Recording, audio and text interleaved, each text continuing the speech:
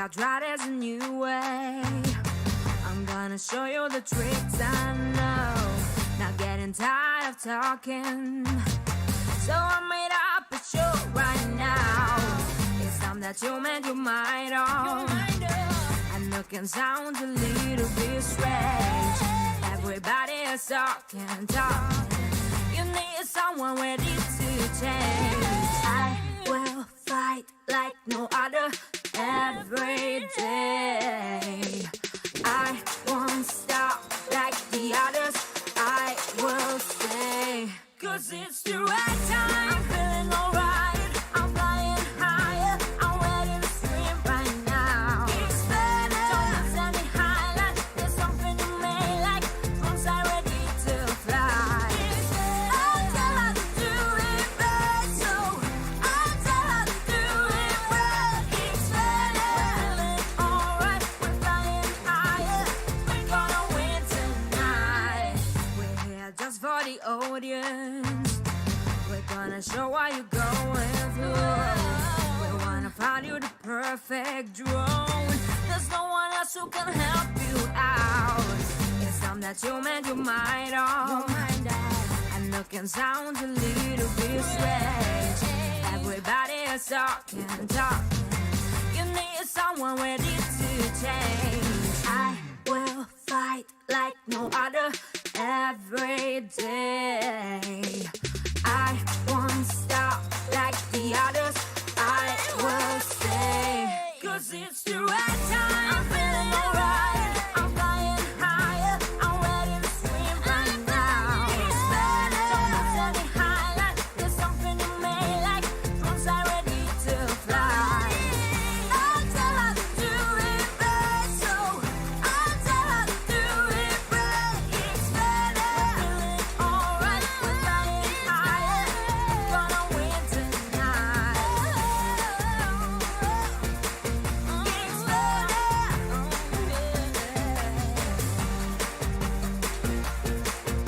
It's better. It's better. Hey everybody, welcome to Geeksvana Live. I'm trying to ignore Bruce Simpson trolling me in my ears at the moment right now.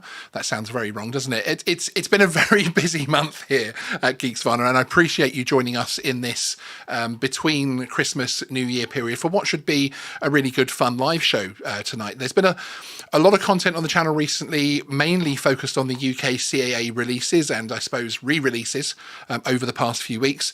This means that a lot of you will have a lot of questions and a lot of opinions to voice, and this is one of those live shows that I like to put on where we can actually talk to you, the audience. Tonight, we've got some guests joining who I feel cover quite a wide mix of the, I suppose, genres from the drone world, and also happen to be some of the most passionate people actively engaging in the community that I know of right now. Now, you'll know our first guest from his work with the CAA and the interview series here on Geeksvana, of which we still have a couple of really interesting releases to come very soon on that. Callum Holland has been involved with model aircraft and drones since a very young age and has an impressive CV within the industry, which then led him to the CAA. Now, Callum is always willing to engage and can often be seen chatting with users on LinkedIn and social media. In a world where more communication is so important, this is certainly something that I welcome. That carries through to the fact that Callum is actually here tonight as Callum and not formally on behalf of the CAA. So that is how involved he is and how keen he is to come along and chat to us. He's here on his own time, which is fantastic.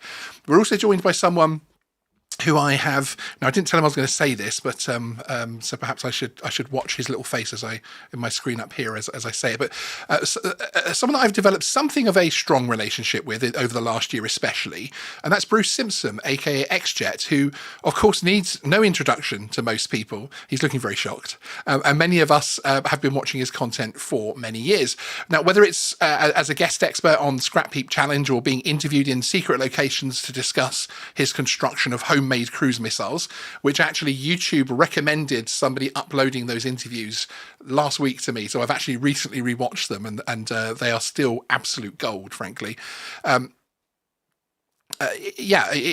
Bruce has always had that unique and effective style of getting his message across, shall we say. I mean, just the fact that there are interviews out there regarding homemade missiles really does tell you that. I don't always agree with that message, but I welcome it on Geeksvana all the same. He is without doubt one of the voices of the hobby, and someone who many identify with and really a vital part of any regulatory conversation. Our third panel guest is some guy called Graham Degg. That's it. No, is a man that you've actually seen recently here on Geeksvana, and someone I hope we'll see on the channel a lot more in 2023. Graham Degg of Uncrewed Aerial Solutions is someone, he's laughing right now, he's someone who spends much of his free time engrossed in the specific category, including providing advice to those seeking an OSC from the CAA. Now, Graham can also be found being very brave, I think he's extremely brave for doing this, in many of the Facebook drone groups, providing a wealth of information and guidance to operators of all skill levels and experience levels. He's a lot braver than most, and a lot braver than I am, frankly, in engaging with these Facebook groups. And he's also one of the people who I spend far too much time with debating every minute detail of regulation. And if you think Geeksvana gets a little bit geeky in terms of regulation sometimes, you do not want to be in mine and Graham's DMs for all kinds of reasons, frankly. Now, tonight is about the fact, for me, first and foremost, to highlight that we're all one community and we all need to work together and in my opinion, not against each other. Bringing together the types of guests we have tonight with the types of views, it shows that everybody's welcome here on Geeksvana. We need to work as closely as possible to create the airspace that we want and deserve, frankly, just in my opinion. Whatever our difference is, please keep that in mind, that everyone here tonight is passionate about this topic and they're giving up their free time to come and chat with us all. They've just found out they're not being paid, which I think there's going to be some complaints about that. If you want to ask a question, please tag at Geeksvana in the live chat and we will select and discuss from there. We do have a few hot topics to focus on as well, to keep the show moving nicely, but we do want to hear lots and lots from you guys. So if you do have a question that you want put forward to the panel, it could be anything in the drone sphere. It doesn't just have to be sort of UK CAA based, etc. Please do tag at Geeksvana. Coming up soon, we'll also be holding the official CAA live Q&A with Mark Worry, which is still intended for January at the moment, so keep an eye out on the channel for that one. But as I say, tonight we're going to be focusing on your questions and the hot topics. So without further ado, that's enough of me chatting, isn't it? And let's bring in the guests. What a load of dribble that was, wasn't it? Does my head still fit in the frame? I don't even know you. I mean, how dare I say such things? So yes, Graham, hello, sir. Hello there. Yes, sorry, How are you? I'm distracted by another screen. I'm very well, thank you. You're Yes. getting screen distraction, are you? That's what I used to have 3 screens getting when I live streamed. I now have 1 for that exact reason. So Yeah. I'm not sort of looking up at like this at another screen or something, basically. So yes. Yeah, I've got 3 going at the moment, and it's probably too many. Callum, hi, great to see you. Thank you so much for taking the time out to come and chat to us this evening. I really do appreciate it. And your Saturn rocket there in the background looks pretty cool. Yeah, thanks for having me. Let's hope this isn't a career ender for me. And hopefully my head isn't quite as shiny as it was in the other videos. So everybody that kicked off about the videos from before, hopefully this is a bit better production value. It took me about 20 minutes to set up. Hey, and anytime. And Bruce, thank you very much for joining us. You're always welcome on Geeksvana, especially as You say that now, but the stream isn't over yet. Yeah, indeed. We'll have to. We're all friends for now. As of 7:15 on the 29th of December, we are all friends. So just very quickly for those that don't know, before we get into the subject matter, Callum, could you start off by letting us know a little bit about you, letting us know about you as far as I want everyone to talk about what they fly as well, and that kind of thing, please, and just give us a little bit of background. So I guess probably more relevant for this call is kind of my recreational background. So I started fixed wing sort of foamy balsa stuff, mainly because I was interested in building them rather than flying them. I was about 14, 15. I'm not going to say how old I am now. Take a guess. I'm bald and got a beard. Today, I've got Hobby King MX2. So I like my 3D aero again. That's kind of my main thing I'll take out. I've got a Mini 2, like everybody else. That's for holidays when I want to go take some pictures. I don't really fly that thing for fun. I like my fixed wing 3D aero stuff. That little flight test model, if I if I'm somewhere and think I might if I'm out of practice actually with the 3D, I'll take that to sort of get my practice back in, because that's gone through the walls a little bit. That's the main stuff I'm flying today. If anybody asks, I don't fly FPV. It makes me sick. I can't do it. I tried it once and they threw up. I get travel sick. I think because of the community that fly FPV, I should really, given where I am, try and get back into that to kind of get a better understanding and awareness. But at the moment, I don't. Before that, I've got that on my my 3D aero. That's on my Spectrum, on my DX9. That's kind of my sort of recreational background. So that hasn't stopped since the age of about 13, 14. I ran a commercial drone company for 3 years because I thought I'd try and make some money in that. Initially, it was kind of your basic stuff, and then I kind of went into specializations of operations in complex airspace. So operations around sort of London was kind of my bag. I then joined a aerospace, defense, and a few other things company called Thales, a multi-billion-dollar organization where I was head of flight operations for UK civilian UAS activities. So I got to do lots of cool stuff there with some very big, very heavy platforms, and also got involved in some military stuff as well. And then January this year, still for a couple of days, January this year, I joined the CAA. And I'm currently the transformation lead for RPAS and AAM. Now, most of the stuff we're talking about today, I'm here because I like it and enjoy it. My main role in the CAA is actually RPAS certification and development of the rule set that will support certified RPAS in the future. So I work really closely with KO on sort of SARPs, PANOPs, Annex Amendments, TSO, CSs. I know that probably won't mean a lot to most people, but I just wanted to clarify that kind of the open category stuff isn't kind of my main bag at the CAA. Yes. I'm more on the other side. But yeah, thanks for everyone tuning in. So have we found him then, Bruce? So have we found the one person that works for a regulator that flies recreationally? Or quite possibly, or did he actually sneak these models into his study about 10 minutes before the show? He's in front of a green screen. Yeah, it's a green screen. He asked one of his friends who actually flies drones to send him. Can I borrow your shed? That's special effects. The paint is flaking from the aileron just to show it's used. I haven't just built it today. Very cool. There you go. Graham, could you do the same and just give us a little sort of brief background as to who Graham Degg up Aerial Solutions is and what you fly? Yeah, I'm slightly different because I'm not really from the hobby side. That really the only time I fly. Yeah, I am very different. The only time I fly drones is to is essentially to try and make money. I think somebody asked the other day in one of the LinkedIn pages, what do you fly for fun? And I just sort of said, well, the fun bit's cutting the invoice, isn't it? So that's me. I'm just a Philistine and a capitalist pig. The flying I do tends to. I've got a few clients myself. I'm part time. I've got a full time job acting as a director of operations for a manufacturing company. So that takes up a lot of my time. What's left, I sort of do this drone thing under quite a comprehensive operating safety case. So it means my niche, if you like, is doing flights that other people can't. So I can fly out 2 kilometers, I can fly up to 1,000 feet, I can fly close to things and do all those things. So I can sort of help people out who need those services. The BVL or the VLOS thing that's cropped up recently sort of doesn't affect me on a day-to-day basis because generally speaking, I'll be standing looking at a roof or a site and I'm within visual line of sight all the time. But I'm fascinated by the sort of change in emphasis and the impact that might have on the rest of the drone community. So part of what I've done is in the last year set up a community of OSC holders, which probably hasn't existed before. It's almost like a divide and conquer thing with OSC holders. Yes.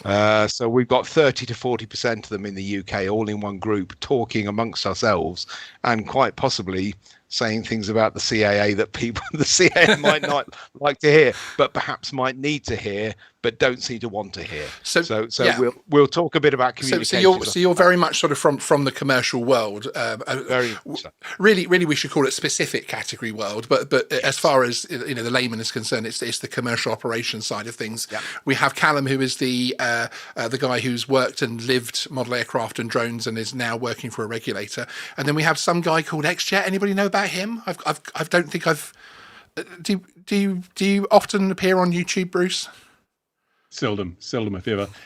Yeah. So you want the background? Yes, please. Well, I was born at a very, very early age. I was just a baby at the time, and we'll move on from there. Have you noticed actually how not having a beard and having hair changes your perspective so much when it comes to these things? He's the standout guy, and then Sean's kind of in the middle. Well, thank you. You noticed I have hair. I noticed you've got that. Is Sean's that the third way. No, he's had a rabbit tattooed on the top of his head, hoping that from a distance it looks like a hare. That's it. Anyway, I've been flying I can't remember when I started flying model aircraft. It was a long time ago. And I was one of those people, I flew on my own for a long time because I didn't have, my parents weren't interested and I didn't have any friends that were interested. So I built my little models and I went down to the schoolyard in the park and flew them myself. And so I have a lot of empathy for kids who might be in a similar situation without parental guidance, without other people, without peers to call on. And that's one of the things that, I'd like to talk about later on. But I've never killed anybody, never damaged anybody's property. So must be over 65 years, nearly 65 years of flying. It's not a bad track record. And I'm also someone who likes to stand up for the rights of the hobby and rights in general. When you've been around as long as me, you realize how easy it is to lose rights. It's done by simply not standing up for them. It's people just get complacent and they lose their rights and their privileges, and then governments take them and sell them back as a license or something. So this is one thing I'm passionate about, and I've had so much enjoyment from this hobby over decades that I have an obligation, I feel, to make sure that future generations have equal access to the enjoyment that I had. And at the moment, I see that's under threat. Yeah, and I think people like Jason in the chat, GMI Visuals. Hi, Jason. He's one of our channel members, and you'll know his name. He's a moderator over on Mads Tech and stuff as well. And people like that will often always message me and say, great, Bruce is going to be on the show, because actually he thinks and talks exactly, it's almost as if my brain is connected to his brain and he says exactly what I'm thinking. And we hear the voice of used an awful lot in different things, but I do think there is a significant section of the hobby worldwide that see you as a very, very important voice in what they see in terms of just really the entire hobby, but also the RC side as well, because of course there is, although I am a camera drone operator primarily, do a little bit of FPVing, which is only the fake DJI FPV drones and that type of thing. But there is a much wider area which is being affected and being impacted at the moment, and I think you do bring that voice to it. So thank you for being you. But I think everybody would certainly concede that if nothing else, we do have a varied panel this evening in terms of opinion.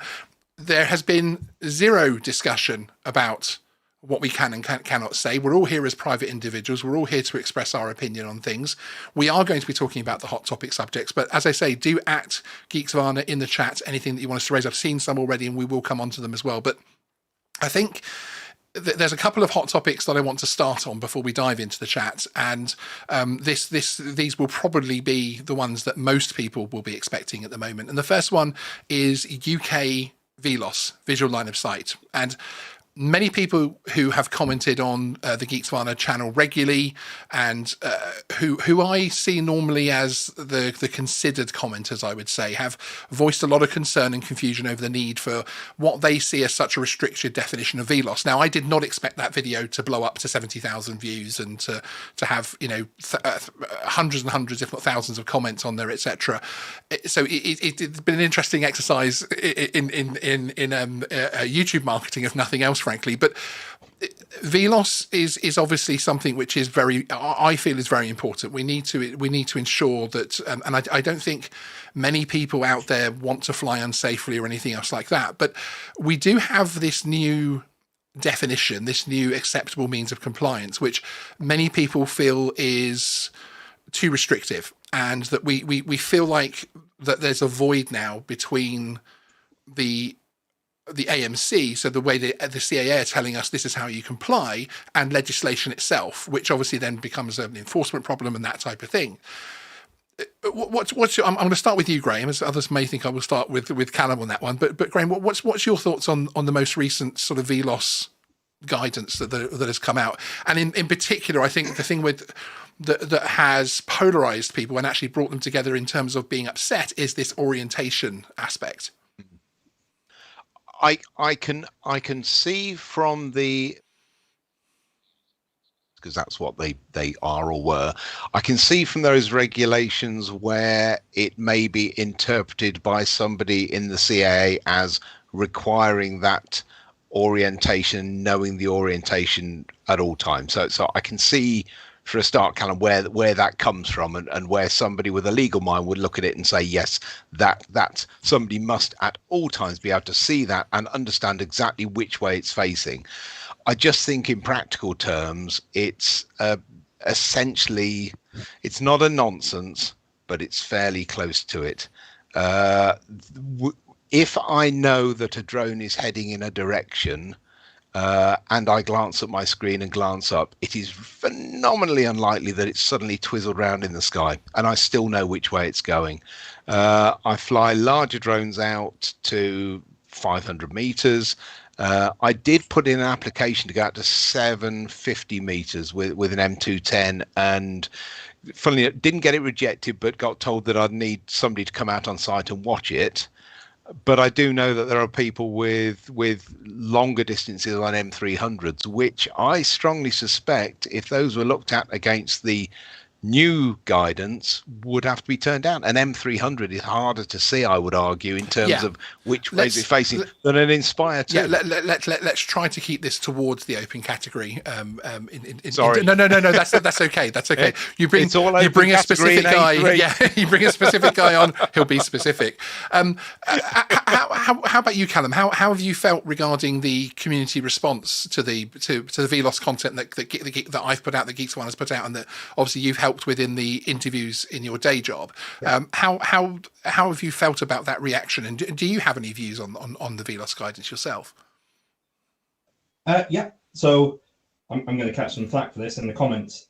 I've actually loved the response, not to the reasons why you might think. I've loved the response because it shows how much of a passionate community we have in the UK. I think it's fantastic. So just caveating a couple of things, because what I don't want this live stream to do is perhaps confuse people any more than what they were. Hopefully people leave this live stream less confused about how they came. What we're predominantly talking about here is open category operations. So, you know, we can do VLOS in the UK. We've done it for about 15 or 16 years, if not longer. We still do it today. There's plenty of organizations and people flying beyond visual line of sight. What we're talking about specifically now is the open category, of which we know there are some commercial operations, but, you know, the large breadth of the open category are recreational operators. You know, the open category has to be kind of a one rule fits most. We're not all Bruce Simpson, and I mean that in the nicest way possible. We don't all have that sort of level of appreciation, understanding of the airspace behind us, and this isn't a negative critique of anybody. But you know, if we just fancied picking up a drone from Argos and going to fly it, and we did our operator ID and flyer ID and went out and flew it, clearly that individual is not going to be equipped with the same level of knowledge and expertise as Bruce has. Clearly, I mean that's not contentious. I don't think anyway. I haven't got the comments open, so hopefully that's not contentious. When you can demonstrate a level of experience like Bruce has, or lots of other people, and you have the right safety sort of things in place, then we can step out of the open category, which it kind of has to be a one rule fits most, because it has to support that person going to Argos and buying a Mini 2 and flying it with no previous experience. The open category has to be able to do that. If you want to do more stuff, we can. The CA doesn't say you can't. You've just got to go about it a different way. So VLOS, that's a very long caveat. No. I read a comment, I've read two actually, before the live chat froze on my side, asking if people could just update them on what the actual law says on VLOS. So for everybody watching, most of you, I imagine, will already be aware of this. We have law, which is, you know, it's enacted through Parliament, it goes through, it's real proper law. And then the UK CAA, we create guidance and sort of interpretation on that law. So the law says in the UAS implementing regulation, a VLOS operation means a type of UAS operation where the remote pilot is able to maintain continuous, unaided visual contact with the unmanned aircraft, allowing the remote pilot to control the flight path of the unmanned aircraft in relation to other aircraft, people, obstacles, for the purpose of avoiding collision. Now, the CAA providing guidance on the back of that regulation, where we go into a bit more detail, where, you know, if it's a dot in the sky, that's not sufficient. And I'll read the exact sentence on orientation. Just because the unmanned aircraft is still visible, for example, a dot in the sky, I'm trying to read this verbatim, this does not mean that it meets the definition of VLOS. A remote pilot must be able to visually determine the aircraft's orientation at all times. Now, I'll take some responsibility for perhaps not explaining myself particularly well in the last video. That doesn't mean the guidance or the legislation that you can't look down at your controller. Of course you can. You know, check your battery. You can use it to assist in orientation. You know, if you've got a temperature, something happening, it's like, oh, just double check. Yeah, I'm fine. If you want to take a picture, take a video, change your settings. What it means is you can't use, for flying in the open category, this is only the open category, you can't use the controller's downlink, i.e. the screen, as the sole kind of thing you're using to maintain orientation. You've got to be able to fly your aircraft and maintain visual orientation through your eyes. That doesn't mean you can't look down, because clearly if I'm flying in a particular direction and I look down, chances are it can still be flying in the same direction. Yes, as Graham was saying before, yes.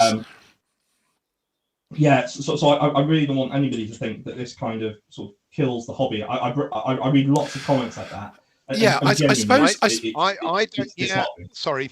I suppose one of the main issues here is that, and I think it's especially in terms of my audience and my channel, is that we've built an audience who have, there are different sectors within my audience. There are people that want to follow the rules and come to Geeksvana and hear about the rules, and you know, they want to know my interpretation and different people's interpretation, and then they make their judgment call and follow the rules, and they feel like they are responsible, safe flyers. And that to me is the core audience. We also have other people that are there actually just to see what rules they're breaking and that type of thing. But by making it the orientation thing such a prevalent part of the AMC, I think that it has alienated a lot of people, because they feel like they were already flying within legislation, and actually this particular AMC definition has really closed things down for them, from the point of view that they're now flying, you know, if they fly to that, they're now flying their Mini 3s 90 to 100 meters away maximum, when in actual fact they feel, and I don't disagree with that point, that actually flying it further than that so that you can still see the aircraft and react to other airspace users, etc., I would feel happy standing in court with to defend an incident where my drone was being flown beyond what is AMC, but within legislation, if that makes sense. And I think a lot of people feel that way, and there are a lot of people out there in the groups. There's a lot of the hobby out there who defend the rules, who say, look, we need to fly within the rules, we need to be careful here. And I think that they feel a bit slapped down from the point of view that actually, rather than necessarily rewarding what is primarily a safe hobby, where there aren't incidents happening every single day on the front of the papers, etc. There are incidents, but you know, this isn't something that, you know, we haven't had 100 helicopters hit by Mini 2s or anything in the last 12 months, etc. Yeah. That actually they feel a bit slapped down, and they're wondering, where has this come from? How are things like adding orientation like that decided on? And I understand what you're saying from the point of view that obviously they have to take it from the point of view of everybody. So the guy that walks out and you know, Argos, etc., that type of thing. But we don't necessarily have that kind of guidance in other areas of life. Was there any data that actually said, actually, we need to bring people right back to orientation? Do you have any idea of where that word and how that word snuck into things? Yeah, so it's definitely something that I'm aware has been up for debate and has been debated for quite some time. One of the things I need to be really clear on, guidance material created by the CAA cannot introduce anything that isn't in law. So guidance material can't create a new thing saying you must now do this if it's not already in law. So when we're talking about the open category, again, we're not all Bruce, and I appreciate everybody in the channel watching today are experienced operators who understand things like if they're operating with an airway above them, if they're near an approach path of an airport, if there's military low-level flying taking place near them, or if there's a HEMS route helicopter for air ambulance stuff for people out in the UK who call it HEMS. The open category has to account for that individual that goes to Argos, has never flown before, takes out the packet and goes to fly. Now, and that's the CA's interpretation of the law.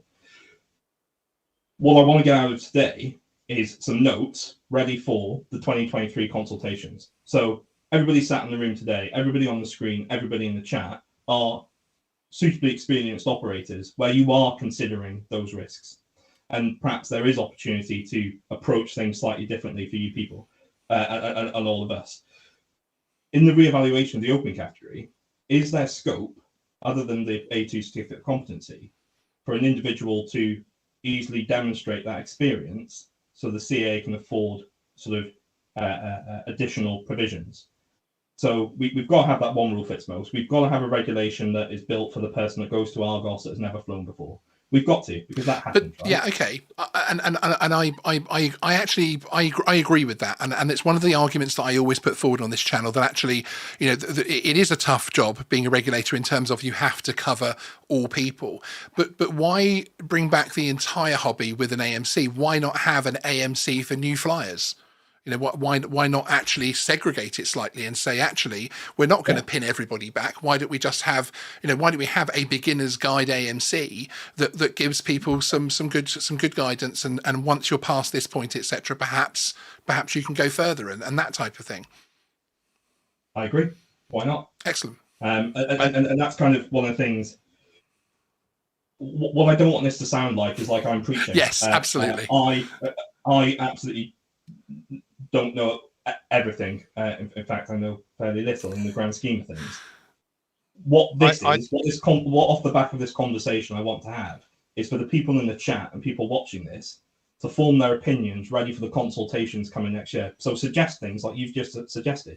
Because to Callum Holland, as I'm presenting myself today, not formally representing the CAA who I work for, the Callum Holland says, sounds like a reasonable idea. Let's look at it. You got to remember, we've only adopted this new regulatory rule set from EASA 2 years ago, so it's still sort of very embryonic, and there's still scope to sort of amend it and change it and do what we need to do to make it suitable to the UK. Yes. That's not a conspiracy, as much as I think some people would like to believe. It's not. What you just said sounds completely reasonable. So propose it in the consultation. Okay, Bruce, did you have any? Sorry, Graham. Yep, go on. Sorry, Sean. Do you mind if I step in? Because I do. Once or twice, Callum, you've said that, you know, when people have built up a little bit more experience, then you know, these things can be loosened up a little bit, and that this only applies to the open category. I mean, with respect, which means I'm going to say something you don't like. Cap 722 Hotel, one of our favourites, means that essentially an open category flyer can go and fly in the open category and go beyond the AMC and argue in court that you know that they were safe, just as Sean has. He could put together an argument in court. A specific category flyer flying under a PDR A01 doesn't have the ability to do that, because they are locked into the GM1 Article 2.7 within the AMC. And if they fly out of visual line of sight, they can have their PDR A01 stripped from them, and that might be their livelihood.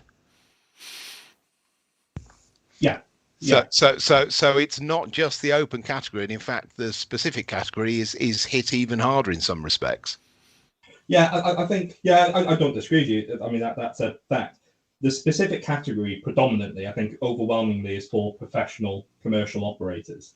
And when we professionalize anything, be it driving, if you professionalize driving, if you professionalize flying, go from your PPL to your CPL, there's more. Oh, flying was a bad analogy there, since we're talking about flying there. Let's stick with trucking. Taxi drivers. Flying, it's similar to flying, yeah. There's taxi drivers, there's a higher sort of burden of responsibility because they're flying professionally. So we see that in all walks of life. So yeah, I take your point. I agree with you. It's factually accurate.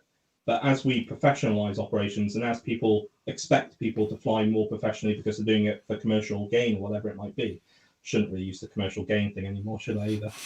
But if they are, much like taxi drivers or lorry drivers, you accept a higher level of kind of oversight and responsibility for the sort of privileges of being able to do that. And I mean privileges in the loose way, not the kind of I don't want people to think I'm saying it's a privilege, but you understand what I'm getting. Yeah.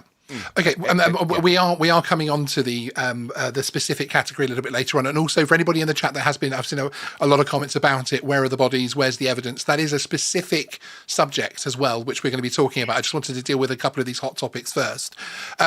Bruce, you're an expert in this field and someone who takes a lot of time. You've been on a lot of live shows recently. You take a lot of time taking all of this in.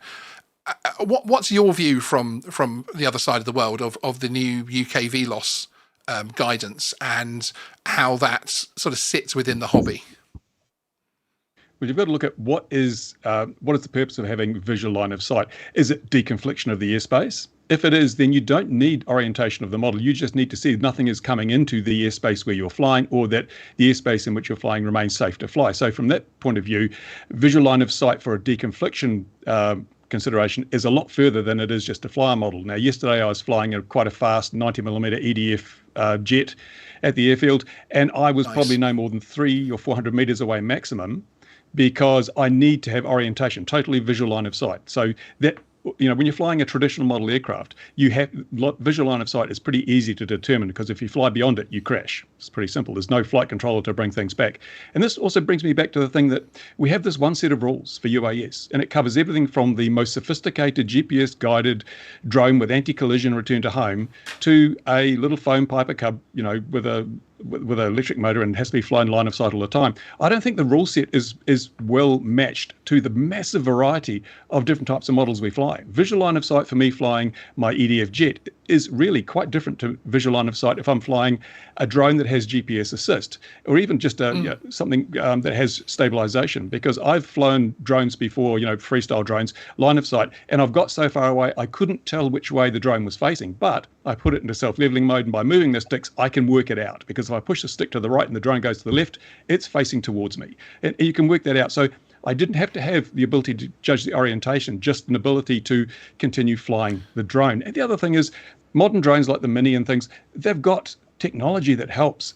As long as you can deconflict the airspace, you should be able to say, well, I can't tell which way the drone's facing. I will press return to home. The damn thing's going to come back and land at my feet. Now, we don't say to drivers and vehicles, you must not be totally reliant on ABS braking. If your car doesn't have ABS brakes, you can't have it on the road or whatever, because we have these technology assistances, and if we say you can't rely on them, well, what's the point in having them? You've got to take into account technology changes everything, and if we're going to have this advanced technology, it should change the way in which we're able to use these things. And also, visual line of sight, if you've got a Mini 3 at 300 meters away, you can't tell which way it's going, and something goes wrong, you can land it. And as long as, and I always say this to people, as long as you're not flying over other people's assets or other people, then you can land it anywhere. And the worst that'll happen is you land it in water and you lose your drone. But I never fly over people, I never fly over cars, and I never fly over things that I don't own. So it's usually grassy fields or, my own property. So if something goes wrong, the worst that happens is I land a long way away and have to walk and try and find the drone. It doesn't matter if the return to home fails, as long as I can just disarm it and it falls from the sky, bounces on the ground, not going to hurt anybody. So there are so many factors involved in this line of sight operation. And the thing that also annoys me is, if I have a Mini 3, it might be 90 meters or 50 meters, whatever they're talking about. But if I build a massive, great, sort of 14 kilo fixed wing model with petrol motors and things, I can fly that much, much further away, and apparently that's safer. This little drone here, this little modular, I couldn't fly this more than probably 15 meters away without losing orientation. And apparently if I flew 16 meters away, suddenly it's a danger. Really? Choking hazard perhaps. But I could fly my 30cc, my 30% scale extra, I could fly that probably 800 meters away. And that's a massive, that's like, 10 kilos, and it's got a petrol motor up front. So if that crashes, there's a much greater risk profile. I think it's a very simple way of what CAA has done is they've tried to oversimplify, and it's not good enough because there's so many other variables. You can't just make a simple recommendation that's going to cover all the bases. Okay, so very much going along the lines that I was saying in terms of we need almost like if you want to catch all people, then perhaps we need to hive it up a little bit, section it up a little bit, and have a guidance for the new flyer, etc. Because it is a difficult thing from the point of view that, and here in the UK we do have a unique landscape in terms of drones at the moment, where we are, for the first time as a hobby in the last couple of years, we have access, free access and easy access, especially with sub 250 gram drones, to congested areas. But before these rules, we would have to have stayed well away from towns and cities and that type of thing. So I suppose we have that aspect now that we do need to be concerned in terms of that lower user. And I know we're going to come on to the evidence thing in a little bit in terms of, I know that we still don't have the bodies lined up with all these Mini 3s being flown in town centres, etc. But to me, there is also still a significant difference in terms of the Mini 3 flyer in the town centre or city centre of Birmingham to you flying that aircraft in a field in New Zealand or a field in the UK. I wasn't being nothing derogatory towards the country, but yeah. So to me, there is a difference in that, which I think is one of the points that Callum was making in terms of not everybody is extra, not everybody is Geeksvana, etc. In terms of knowing what we're doing with our aircraft, and they have to regulate for that middle ground. But perhaps we do need to start seeing things broken up a little bit more. Did you have any response to what Bruce was saying, Callum, that you wanted to put forward at all? Yeah, the Callum would really like to explore that a bit further. The Callum. I think I broadly agree with everything Bruce said. That we find ourselves in a position today where the open category and the way it's structured very much has to be a one rule fits most. It's the reality of it. Is there opportunity moving forward to reevaluate that and perhaps move away from what we will always still have that one rule fits most, because we're always going to have something that supports somebody that hasn't flown before going to Argos and other retail outlets are available. I'm really tying myself up here. I have to get sued. Buying the Mini 2 and going out to fly. There's now this section of the community are in the comments. I think there probably is something we can look at there. Why not? And believe me or not, but everything's on the table for the open category. And I think Bruce made some really good points. I will caveat one thing, and I guess this is the regulator coming out of me. Sorry. Okay. The considerations that we have to make in regulation, they're not necessarily just safety considerations. So whereas I broadly agree with what Bruce has said, and I knew our views wouldn't be wildly different given our backgrounds, it's not just a safety consideration argument. There's security considerations and societal acceptance considerations, and they're really big ones. So, people use the analogy of you've got pretty high chance of going out on your motorbike and killing yourself.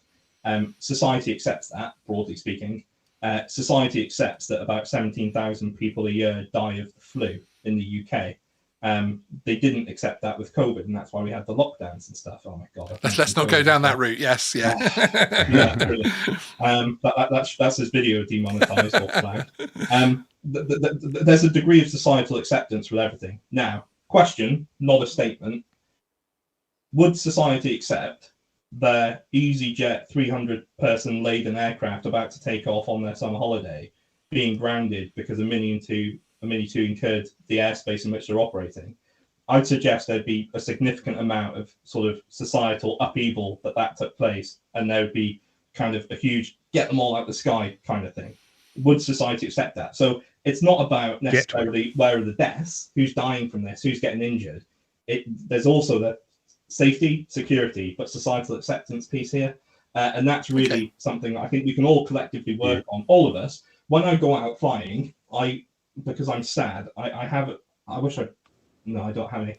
A little sort of bit of paper with some writing on it that I print out saying operator ID, this is what I'm doing, this is why it's safe, these are the considerations I did before I fly. Now, I'm not suggesting anybody needs to do that, but what I find is when I have conversations with sort of farmers and stuff that come up and go, what on earth are you doing? And I have a conversation with them, they leave with quite a nice taste in their mouth. They go, okay, I get it. You're not here to spy through my window as I'm having a shower.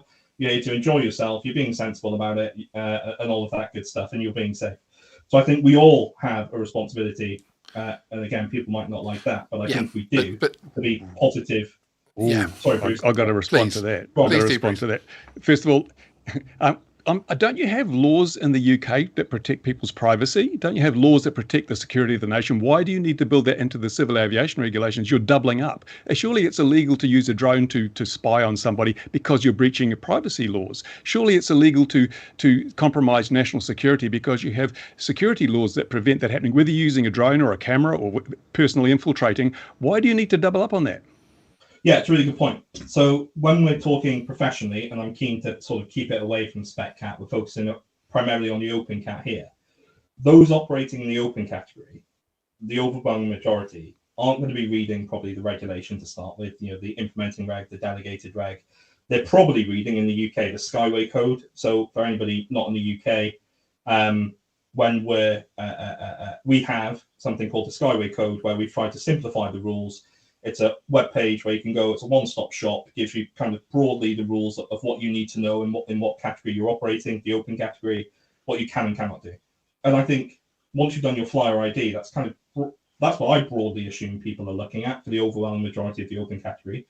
I don't expect everybody who wants to fly in the open category to go through all of the aviation regulation. And therefore, how can I expect them to go through all of sort of the privacy regulation as well that exist in the United Kingdom? And I think, therefore, for the open category, for the one rule fits most, it has to support that user who probably isn't going to look at any of the regulation. It's just going to look at what the front page of the CAA website says, does the flyer ID, to equip them with all the knowledge, not just to meet safety and security considerations, but the societal acceptance piece too. I guess that's my take on it. Yeah. As you said at the beginning, there is the element of it that, you did put your regulator hat on for a moment, which I do accept. There's the other thing, though. I mean, by including these in the civil aviation regulations, you're complicating them. They don't need to be in there. Take them out, then the thing becomes simpler. People are more likely to understand the regs if there's not all these side channels. I mean, you don't tell them how to safely drive to their flying field. Yeah, I don't necessarily disagree with you, Bruce. I think there is opportunity in this review over the coming years of the open category to revisit that. I'm definitely not sort of putting up a brick wall here. Yeah. I think regulators should also talk to each other more often, because we have in New Zealand, for example, when people make complaints to the CAA, someone flew a drone over my house that violated my privacy. CAA says, go away, talk to the privacy commissioner. They don't try and build that into the rules here. They've focused on airspace and safety, not on the tangential issues, which are already covered by the government agencies. And I wish that other regulators would talk to each other like we have our shielded operations. And it's the best thing this regulator's ever done is introduce shielded operations. It basically gives us a lot of freedoms we wouldn't otherwise have. Yet we have other, like the USA, talking about it, but it doesn't look like they're going to do it in any sensible form. I don't know what the UK is going to do regards to shielded operations, but why don't they cherry pick the best stuff from other regulators, say reinventing the wheel, and come up with regulations that are a better fit with the needs of the community? And there's also a strange assumption that somebody's going to do the flyer ID when the law says you don't need to do the flyer ID. I mean, it's a law that says you don't need to know the law, which is insane. That's actually the next point I wanted to make. From what we've all been saying this evening so far regarding VLOS and the AMC, etc. I suppose my personal issue, and when I'm interviewing someone, I don't bring my personal opinions into things too much, because I want to find the facts, I want to find the information and get that out there for the audience. But my issue here is that I think most people would agree that the guy in Argos, other retailers exist, who goes and buys the Mini 3, isn't the guy that's going to be reading the AMC, isn't the guy that's necessarily even going to be reading the drone code. And in actual fact, because he doesn't have to take the flyer ID, he doesn't necessarily need to have read the drone code necessarily to be able to fly his drone. Of course, not knowing the law doesn't mean you can go and break it, of course. But then you do have the more experienced hobbyists and the professional side, the specific category, the commercial flyers, who of course do know the AMC and want to be safe, they want to be experienced. So actually, in my opinion, the AMC hinders the very people and doesn't really impact the very people it's trying to reach, essentially. And so you've got the more experienced hobbyists who are already flying safely, and I am still talking about within actual VLOS. I'm not talking about 500 meters even with a Mini 3. I'm talking about keeping that thing within VLOS. but perhaps not within the orientation, as close enough to have precisely the orientation. But yet the Argos buyer will not necessarily, because again, I don't think the CAA and I don't think regulators worldwide do enough to reach the new user in terms of ensuring that they know the rules and ensuring that they know that this guidance exists, etc. So what ends up happening is the clueless beginners just carry on flying, and if they last more than a couple of weeks, they'll end up in the Facebook groups, and then they'll find out about the drone code, and they'll find out it's XYZ, etc., or come across this channel, who knows. But actually the people who are being, in my opinion, punished by the new AMC VLOS side of things, or will feel punished certainly, are the more experienced hobbyists all the way through to the professional users. So I suppose I don't feel like the AMC on VLOS fits the job that it's trying to do, if that makes sense.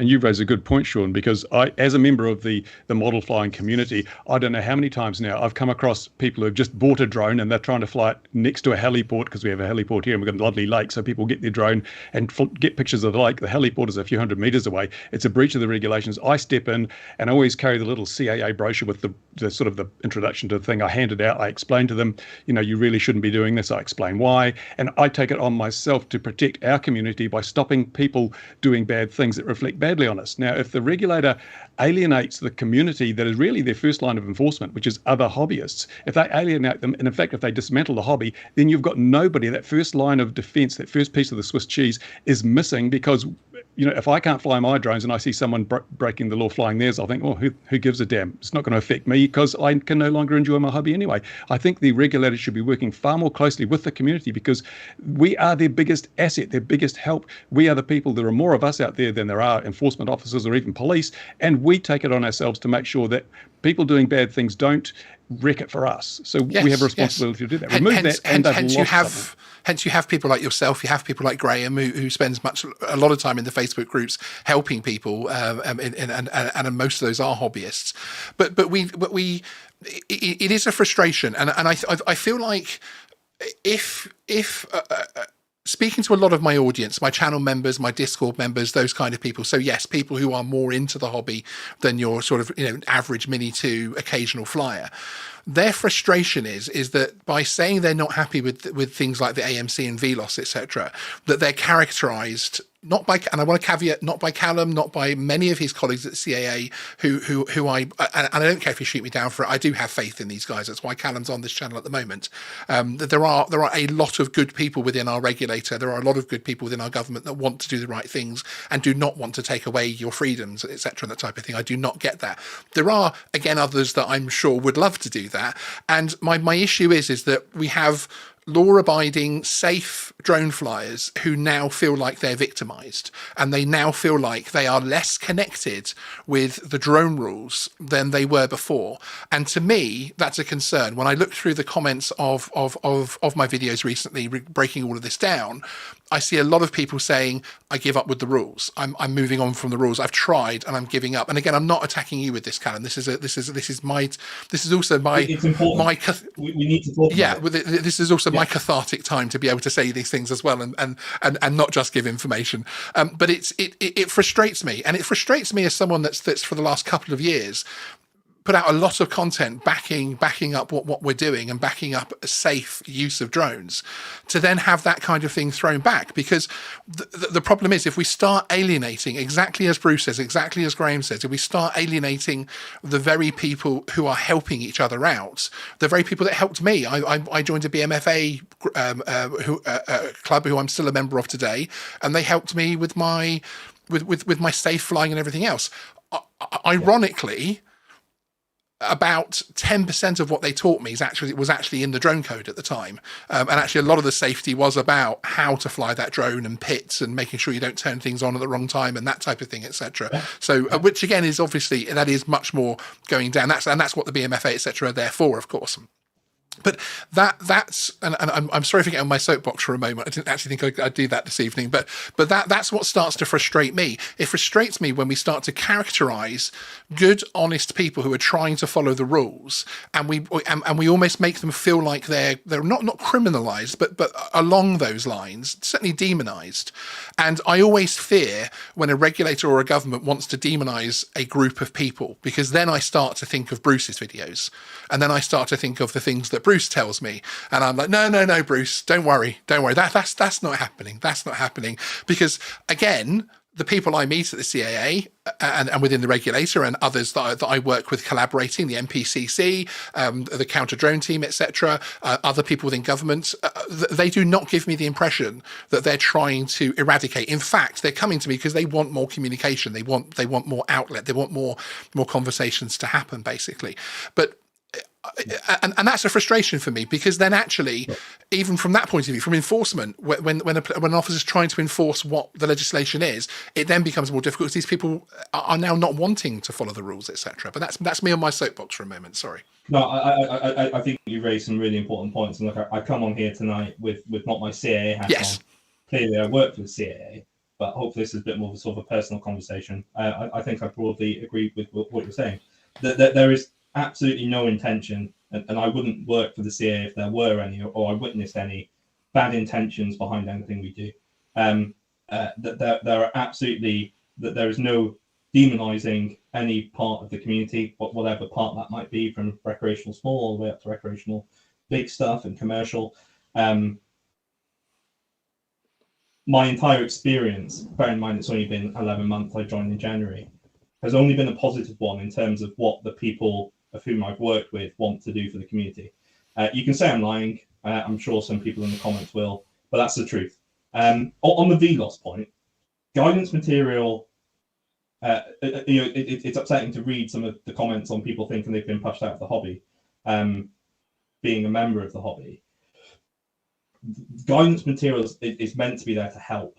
Acceptable means of compliance with guidance material. It's meant to provide expert interpretation on the law.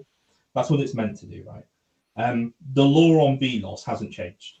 We haven't changed the implementing regulation. I'm pretty sure I've got it open up in front of me. Yeah, no, that hasn't changed yet.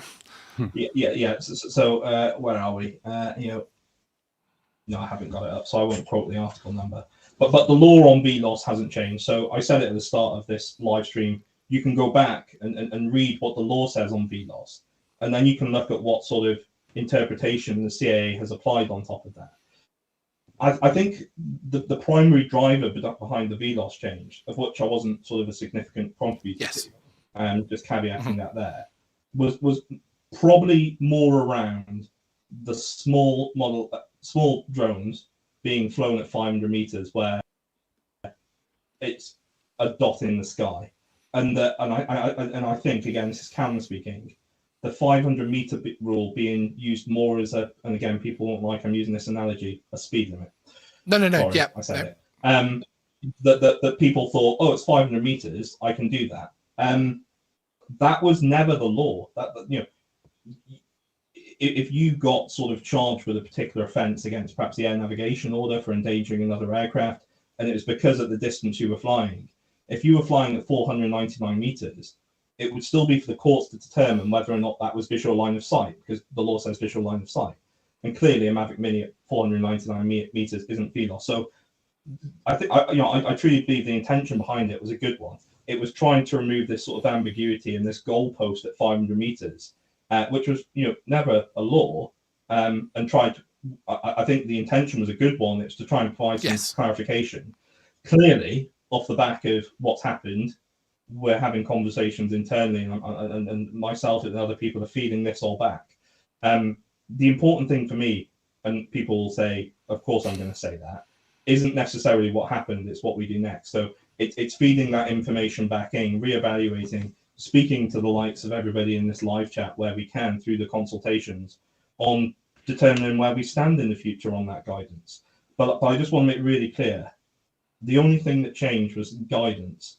the law was always there, and the law hasn't changed. But the problem with that is that if this goes to a court, the judge is probably not an avid drone operator, may never have seen a drone in their life. They're going to use that guidance to determine how they apply the law. I mean, that is going to be a pivotal thing. If CAA says that this is the way it should be done and you're not doing it that way, even though the law hasn't changed, that will influence the judge's opinion.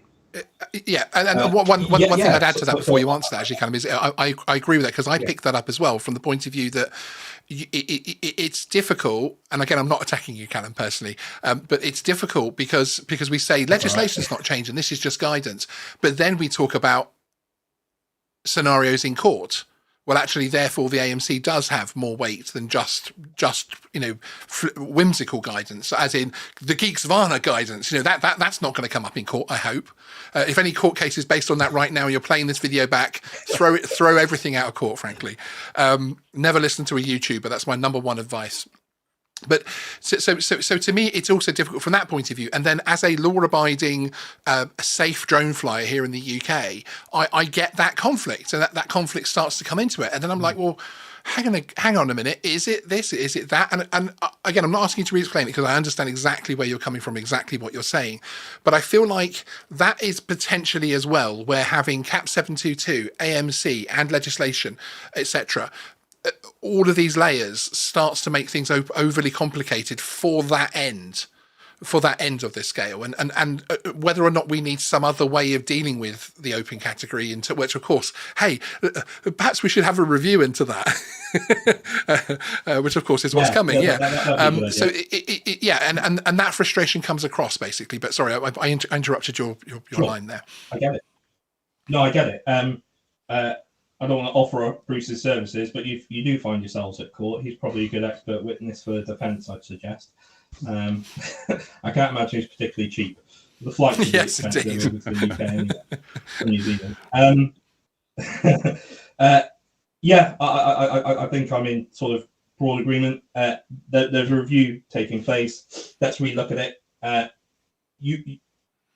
The people who are leaving comments, talking in the live chat, and I've been on the other videos too. I read all the comments, all the ones from sort of good job to bald idiot, which I've been called worse. I've been married. I think I called you worse last week, didn't I? But yeah.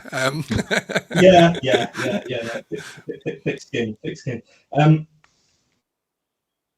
What I don't want anybody to think is that those comments are just being brushed off. They're not. They're really not. It's creating a lot more additional work at the CAA because we don't let them get brushed off. They are being listened to. We are reviewing them. They will feed in directly to the shape of the consultation in the new year. Look, this isn't something, this is regulation, this is guidance, this is aviation, this is safety. This isn't something, we can snap our fingers and make a decision in a 24-hour period. It just doesn't work like that. These things take time. We're going to have to do the due process. We're going to have to do the consultations. And that's kind of a fact of life. What I'm hoping with the sort of the things we're talking about today primarily is people take away what they want to see in the open category primarily, and they feed that into the consultation, be it on VLOS or anything else for that matter, because there's lots of stuff. On the VLOS one and the guidance material. So the law is the law, right? We can't bend the law. I mean, we can't really bend the guidance material. It's there to assist, but again, I'm probably going to get chewed out in the comments for saying this. I know everybody in the comments viewing this video does this. There has to be an assumption of the application of some degree of common sense by the operator. And I know everybody watching this video today does that, and they apply common sense when they're operating. What we will never have, and what I absolutely don't want, is a regulatory framework for the open category where it's nuanced to the very fine-grained detail, exactly what you can and exactly what you can't do. The law's the law. It provides sort of some broad level kind of considerations and things that you must abide by.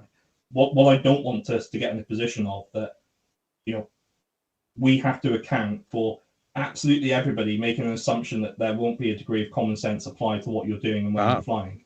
Clearly, some things when you apply common sense are perhaps more riskier than others. So there is a responsibility from the remote pilot. I certainly feel one when I fly, to apply a degree of common sense to what's presented to me. Just because perhaps I can fly in a field that's currently full of kids playing, under a certain category of the subcategory of the open category, I might think twice before I do it. Yes. And I know most people in the comments will do the same thing.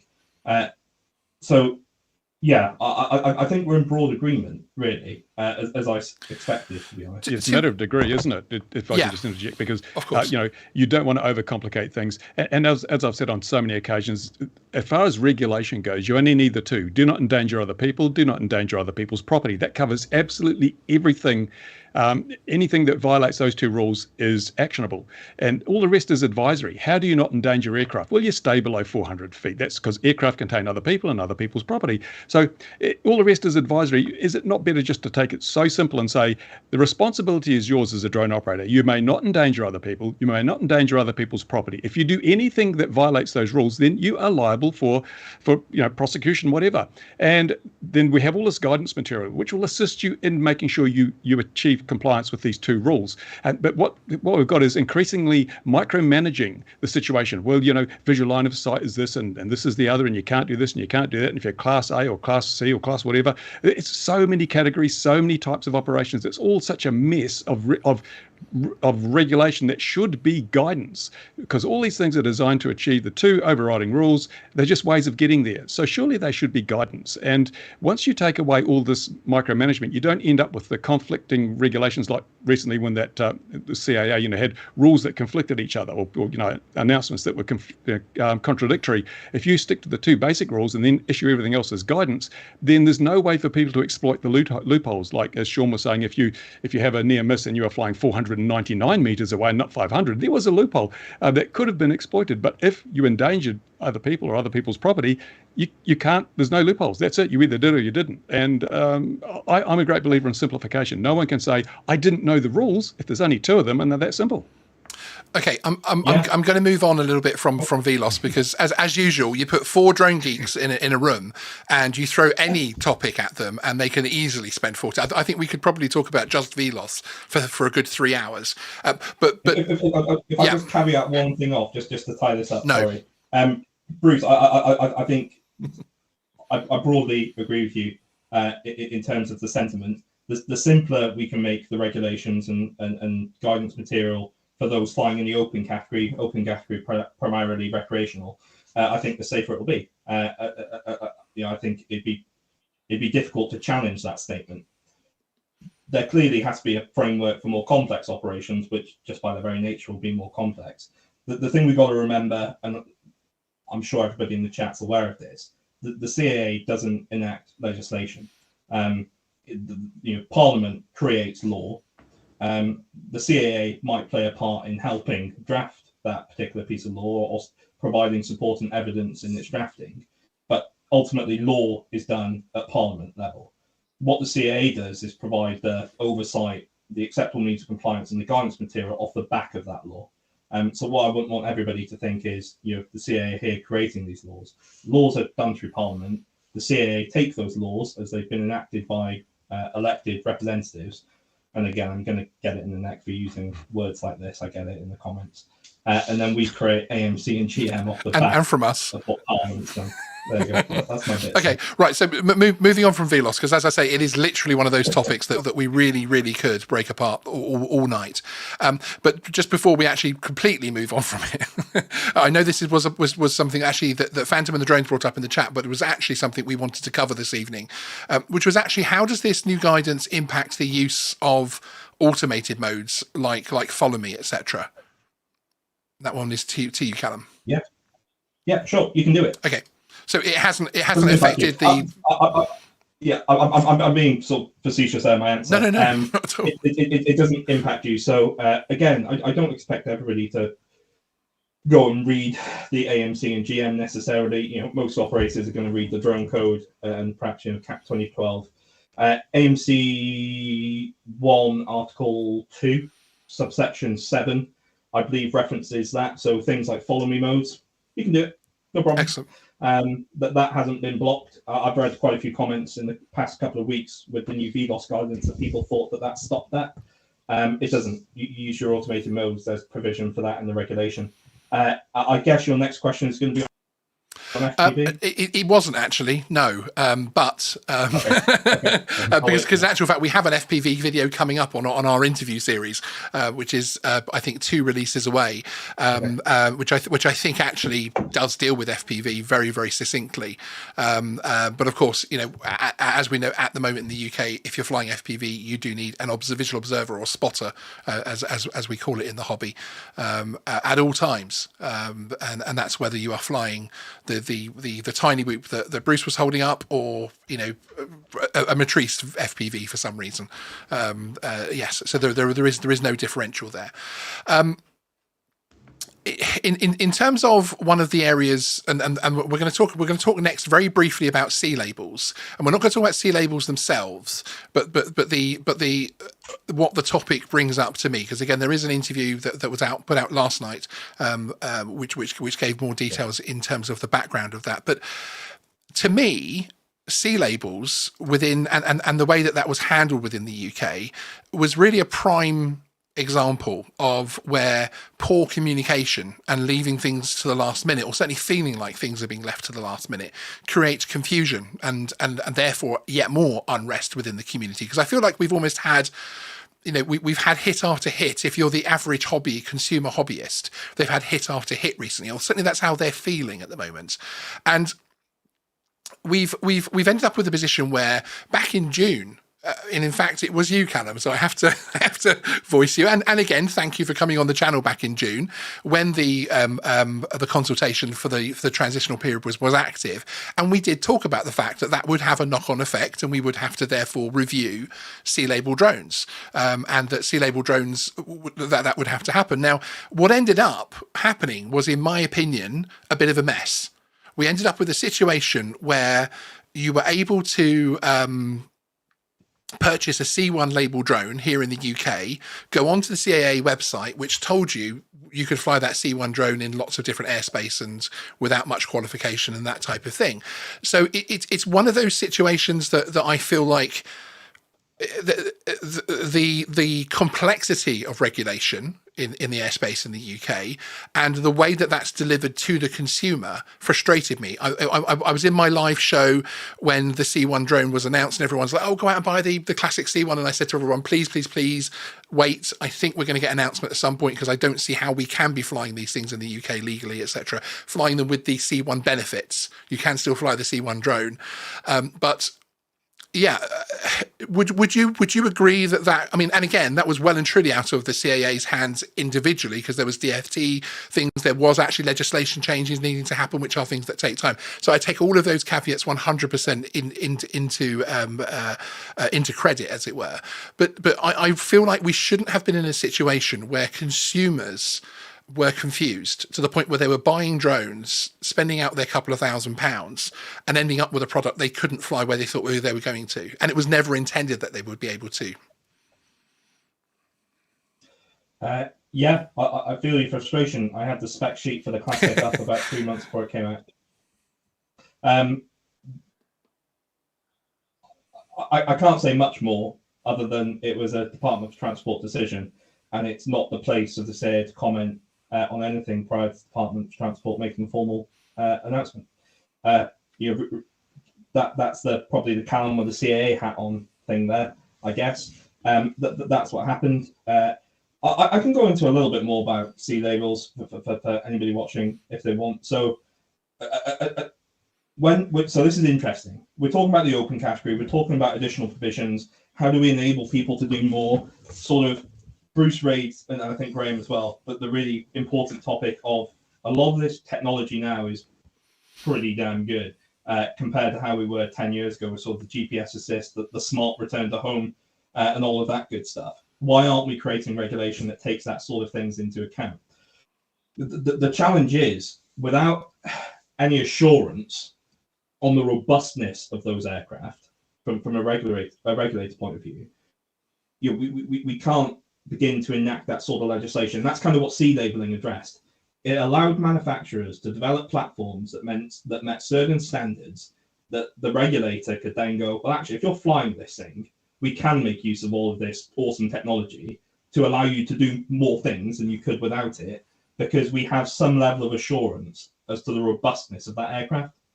So C labeling is one way of doing that. It's called product standards. So product standards have nothing to do necessarily with kind of aviation more broadly. Everything that you buy has a product standard. My wireless charger here that isn't plugged in has a product standard associated with it. When you create a standard and then a product standard kind of has its stamp put on it, there's a couple of things that happen. At the point it's being manufactured, it's manufactured to a particular standard, clearly. I'm saying standard a lot here. When it's put out, there are bodies within the country, two specifically, conformity assessment bodies and market surveillance authorities, that ensure that there's enough oversight on that product that things like fakes can't slip in, that somebody hasn't just shipped a load of this what looks like the same thing and put their own stamp on it. So there's a lot of things that need to be done, not just at the point of manufacture, but continuously for something to maintain that C label, that class standard. And that exists for everything. There's an organization that makes sure that your hair straighteners that you buy, why I say hair straighteners, I don't know. Maybe I'm ambitious. They're not being imported with sort of dodgy fuses and all of that stuff. So the problem statements, let's move away from class marking. The problem statement is, how can we more easily demonstrate the robustness of aircraft flown in the open category in order that we can give additional provisions for people to operate them? There's a couple of ways we can do it, right? You can do it through a product standard, and that's one way of doing it. That's how EASA have done it. You can also do it through an alternative means. So it doesn't necessarily have to follow the product standard route. You could just release as kind of a regulator technical standards that manufacturers can build against. It doesn't have to go through the formal product standard route. And if you do things like technical standards, that means that you don't have to have this really sort of rigid framework of market surveillance authorities, conformity assessment bodies. Now, I'm not saying one's better than the other, but what I don't want people to sort of class marking product standards is the only way in the future that we could demonstrate the robustness of your aircraft flown in the open category. Okay. And that will form a big part of the consultation in the new year. Okay, so and actually Graham, Bruce, do you have anything specifically to say about C labels before we move on to the next particular topic? So we're talking about certification, and the thing is, it is a form of certification, isn't it? If it complies with a certain C label, it has to have a robust. No. So I'm going to be really anal and pedantic here, Chris. You know I broadly agree with you. I've been following you for. I probably had hair when I started following you. That's how long it's been. We're going right. In fact, I definitely had hair. So, my wife calls me, amongst other things, anal and pedantic. So I'm going to be really anal and pedantic here. That's got to hit the algorithm. Certification is things like airworthiness, flight crew licensing, continued airworthiness, maintenance organisations. That's proper big stuff. Very high levels of oversight, very expensive. What we're talking about in the open category is not certification. Certification means a very particular thing in aviation. It's not certification. What we're doing, and I'm trying to take my hat off here, what we're doing at looking at what mechanisms can we use to demonstrate the robustness of the aircraft being flown in the open category. That will not be certification. But it's the same thing, though. I mean, you're demanding a certain standard of performance and reliability, and that's in GA that's called certification, effectively. But what I'm saying is, look, I can now, under the new visual line of sight guidance, I can throw a cricket ball further than I can legally fly a Mini 2. The cricket ball weighs you can less throw than the far. Mini 2. Oh yeah, look, big arms, man. Well, it's pretty impressive. But the cricket ball, once it leaves my hand, I've got no control over it. And if it hits someone in the head, it is really going to hurt. If a Mini 2 falls on someone's head, it's not going to hurt nearly so much because it's a more frangible, it's plastic and lightweight. But cricket balls, people are being killed by being hit in the head with a cricket ball. But we don't demand certain standards of cricket balls, for recreational use.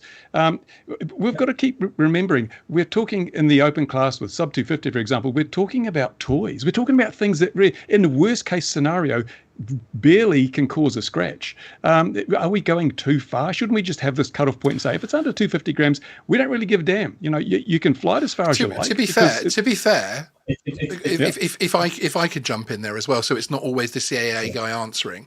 To be fair, I have to say here in the UK, and I don't know if Graham would agree, I think we do have a lot of freedom for sub 250 from the point of view that you don't even have to have a flyer ID, you have an operator ID, stick that on the drone, and you can fly it as long as it's not in restricted airspace. You can fly it anywhere and over people.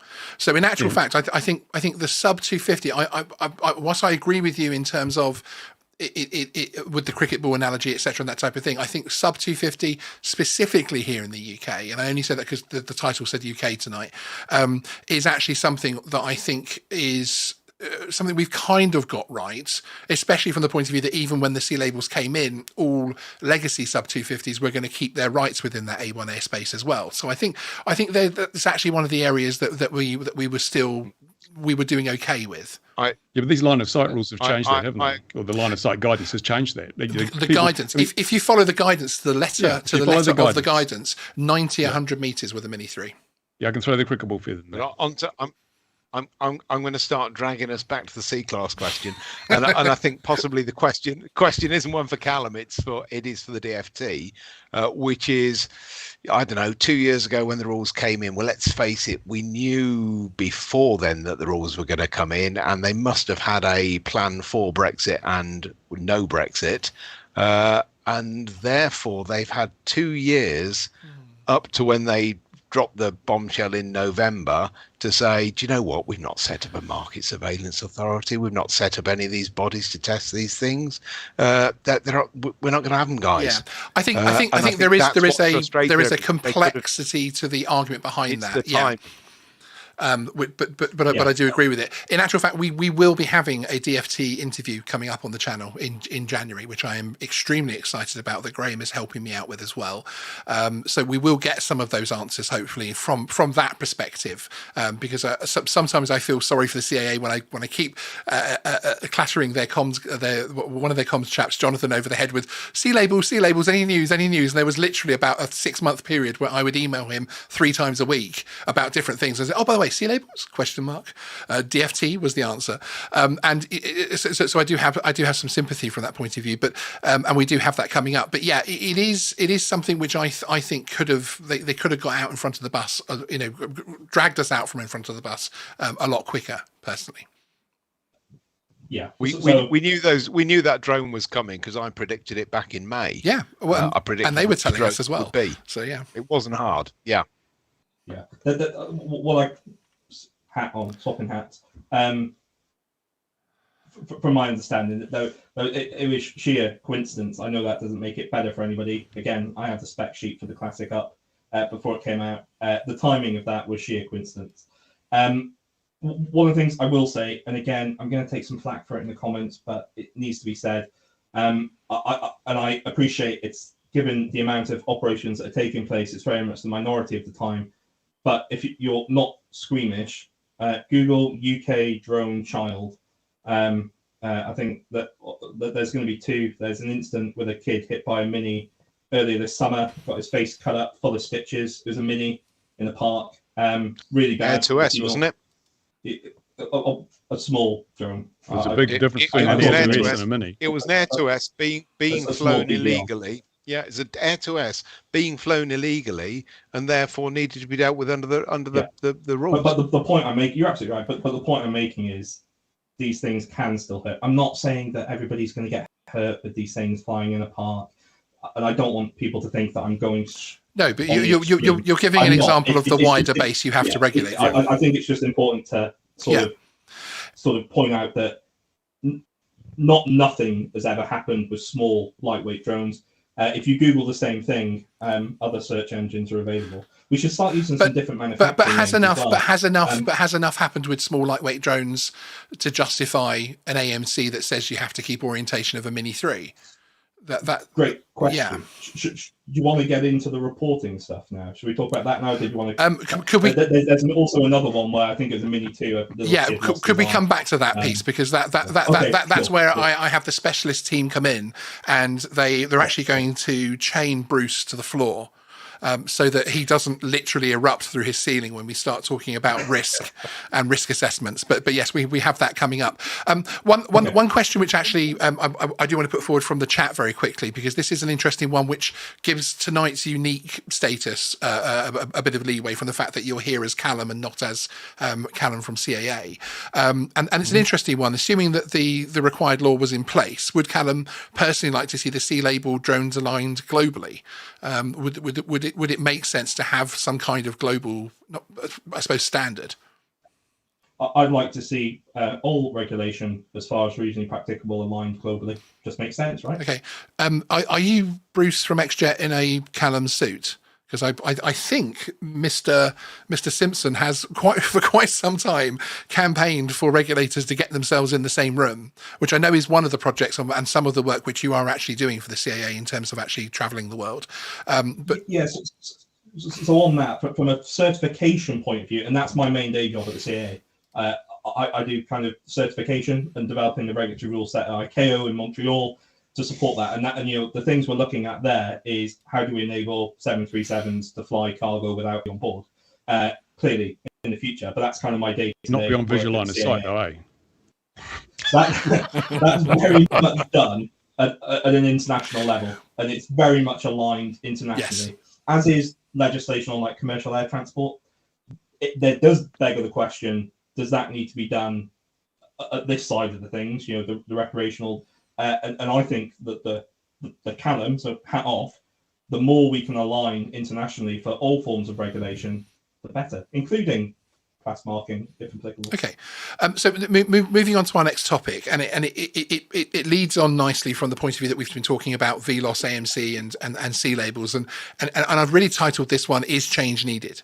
So we have the review coming up of the open category, and part of my thinking here is that is it necessarily that safe to keep changing the rules? We've just adjusted to the EASA EU rules, and do we need to be considering yet more changes? Was there anything wrong? Is there anything wrong with the open category as it stands? Where is the drive coming from? Where is the desire coming from? Because I can't believe that the CAA would want to recommend and would go down an investigation of the open category if they didn't feel like there were changes that could happen and things that could be improved for whichever direction that might be. What was so wrong with what we have now to require that kind of investigation to happen? Yeah, I think you've only got to read comments on YouTube, the forums, the feedback we've got on the 2 consultations that we ran last year, or still this year. You've only got to read that and try and become part of it to realise that people broadly aren't happy.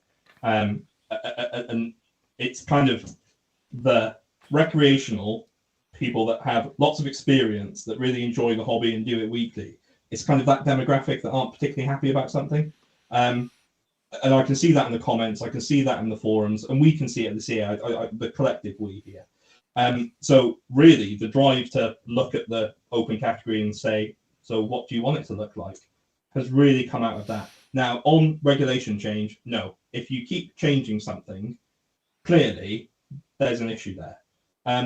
The law broadly, other than some sort of dates being moved around and some age limitations, I think for flyer ID or operating ID being reduced, I can't remember which one now, I wasn't involved in it. The law broadly hasn't been changed since it was adopted 2 years ago. What has changed is kind of the AMC and GM. That's not actually changed. Will this review likely require a change in law, or is this review going to be within the existing legislation framework? Let's see what the people say. Okay. Legislation is written in a way to try and be as broad as possible in terms of interpretation. So, well, not necessarily all pieces of legislation, but the UAS regulation, the implementing regulation, the delegated reg, it's quite broad in terms of, it says VLOS, and then the CA have gone, well, orientation. We've made kind of an assumption there, an interpretation of it, not an assumption. Sorry. Yes. If off the back of the consultations coming out next year and the year after, there is clearly something that needs amending in law, then we will apply for that to be done. What I really don't want, off the back of any conversations we have, is anybody to think anything's off the table. Everything's on the table. Okay. So don't constrain your responses in the consultations just because you don't think it will happen. It's like as a kid, you never asked, well, I never asked for a PlayStation because I never thought I was going to get one. Maybe if I did, I might have got one. A rubbish analogy. No, I understand what you mean. Yeah. Okay, excellent. Graham, did you want to touch on that at all? The regulations, as far as I understand them, bang on about C-class drones, don't they? In the implementing regulation. So that sort of brings us back around to C-class drones. If you're not going to change the regulations too much because they're so flexible, then how does that work with the C-class drones and market surveillance authorities and all of those things? Yeah, so I can go into a little bit of weeds of that. It might get a little bit boring quite quickly. I'll stop you, don't worry. No, I don't think so. Carry on. It doesn't change the material particularly. Most of the C labeling stuff was in the delegated regulation, which is the more sort of technical stuff. The only piece of regulation that had to be changed to prevent the automatic adoption of European C-labeled aircraft was one sentence that says, in the absence, and this isn't verbatim, and I'm probably going to say it wrong, but you can go and look at previous histories of the regs. In the absence of UK designated standards being applicable, European product standards will be enacted. Yep. And all you had to do, and all that was actually done by the DFT, was the removal of that provision. So although there's still references to C-label stuff in there, if you read it in the entire context of the implementing reg and delegated reg, they're null and void because that one sentence has been removed. A bit boring, doesn't really change the kind of what's happened, but that's kind of the nitty gritty behind it. That's what happened. Okay. Excellent. It does, as I say, it does feel like that change, and I suppose even in the conversations that we've had, and then Graham stepping in with the mention of the class mark drones in parts of the regulation, etc. Do we then also in this review? I mean, is the review that open from the point of view that we can say, actually, we just have too many levels of regulation here? We need to have, this needs a cleanup. We need the legislation, we need the regulation, and then a simple form of guidance, rather than having 722 and AMC and on top. Do we need these things to become, more simplified in terms of the documentation behind it as well? So remember, the regulation has to account for the entire breadth of potential operations taking place. So the regulation takes into account the open category, the specific category, and the certified category. There's lots of complex things that happen in the specific category that need really robust regulation, quite frankly, and acceptable means of compliance and guidance material that is complicated, really complicated. If you want to fly beyond visual line of sight today in a specific category, in a particular way, in a particular environment, populated or whatever it might be, there's a really robust set of regulations and acceptable means of compliance and guidance material that support the operator doing that safely. Is there a way of simplifying that? Maybe here and there. Is it always to a degree going to be somewhat complex just by its very nature? Probably. Sorry. Oh, it's an answer. Thank you. Yeah, no, I appreciate it. Is there opportunity from the recreational side, the open category? And I appreciate it's not just recreational operators, it's in the open category. And I imagine we're probably going to get on to paid for jobs in the open. Yeah, I guess that one. Is there an opportunity to simplify the regulation? Probably not, I don't think. Maybe, let's see what happens in the consultation. Is there always opportunity to kind of make the acceptable means of compliance and guidance material simpler to digest, read, and understand for the recreational community and the open category flyers? Yeah, I'd be silly if I said no. Okay. The simpler regulation is to understand for the demographic we're talking about. Surely, probably the safer that's going to be. If you make it really complex, they're not going to understand it, so they're not going to follow it. Yes, absolutely, which the is the simpler we issue. can make that to understand, the better. Okay. Yeah. Well, thank you. That is a definite answer. I think we might have put Bruce into standby mode by talking about all the requirements for all these different levels of layers of regulation. I stop sweating when Bruce is in standby mode. I'm going to start sweating again. Now, Bruce, this is something we've discussed in the past, and we come back to almost your sort of, we have the three basic rules of AI, and I know you have these in terms of drone and RC regulation as well, and presumably, I don't want to speak for you, but you listen to that kind of conversation that myself and Callum were just having and thinking, why does it all need to be so complicated?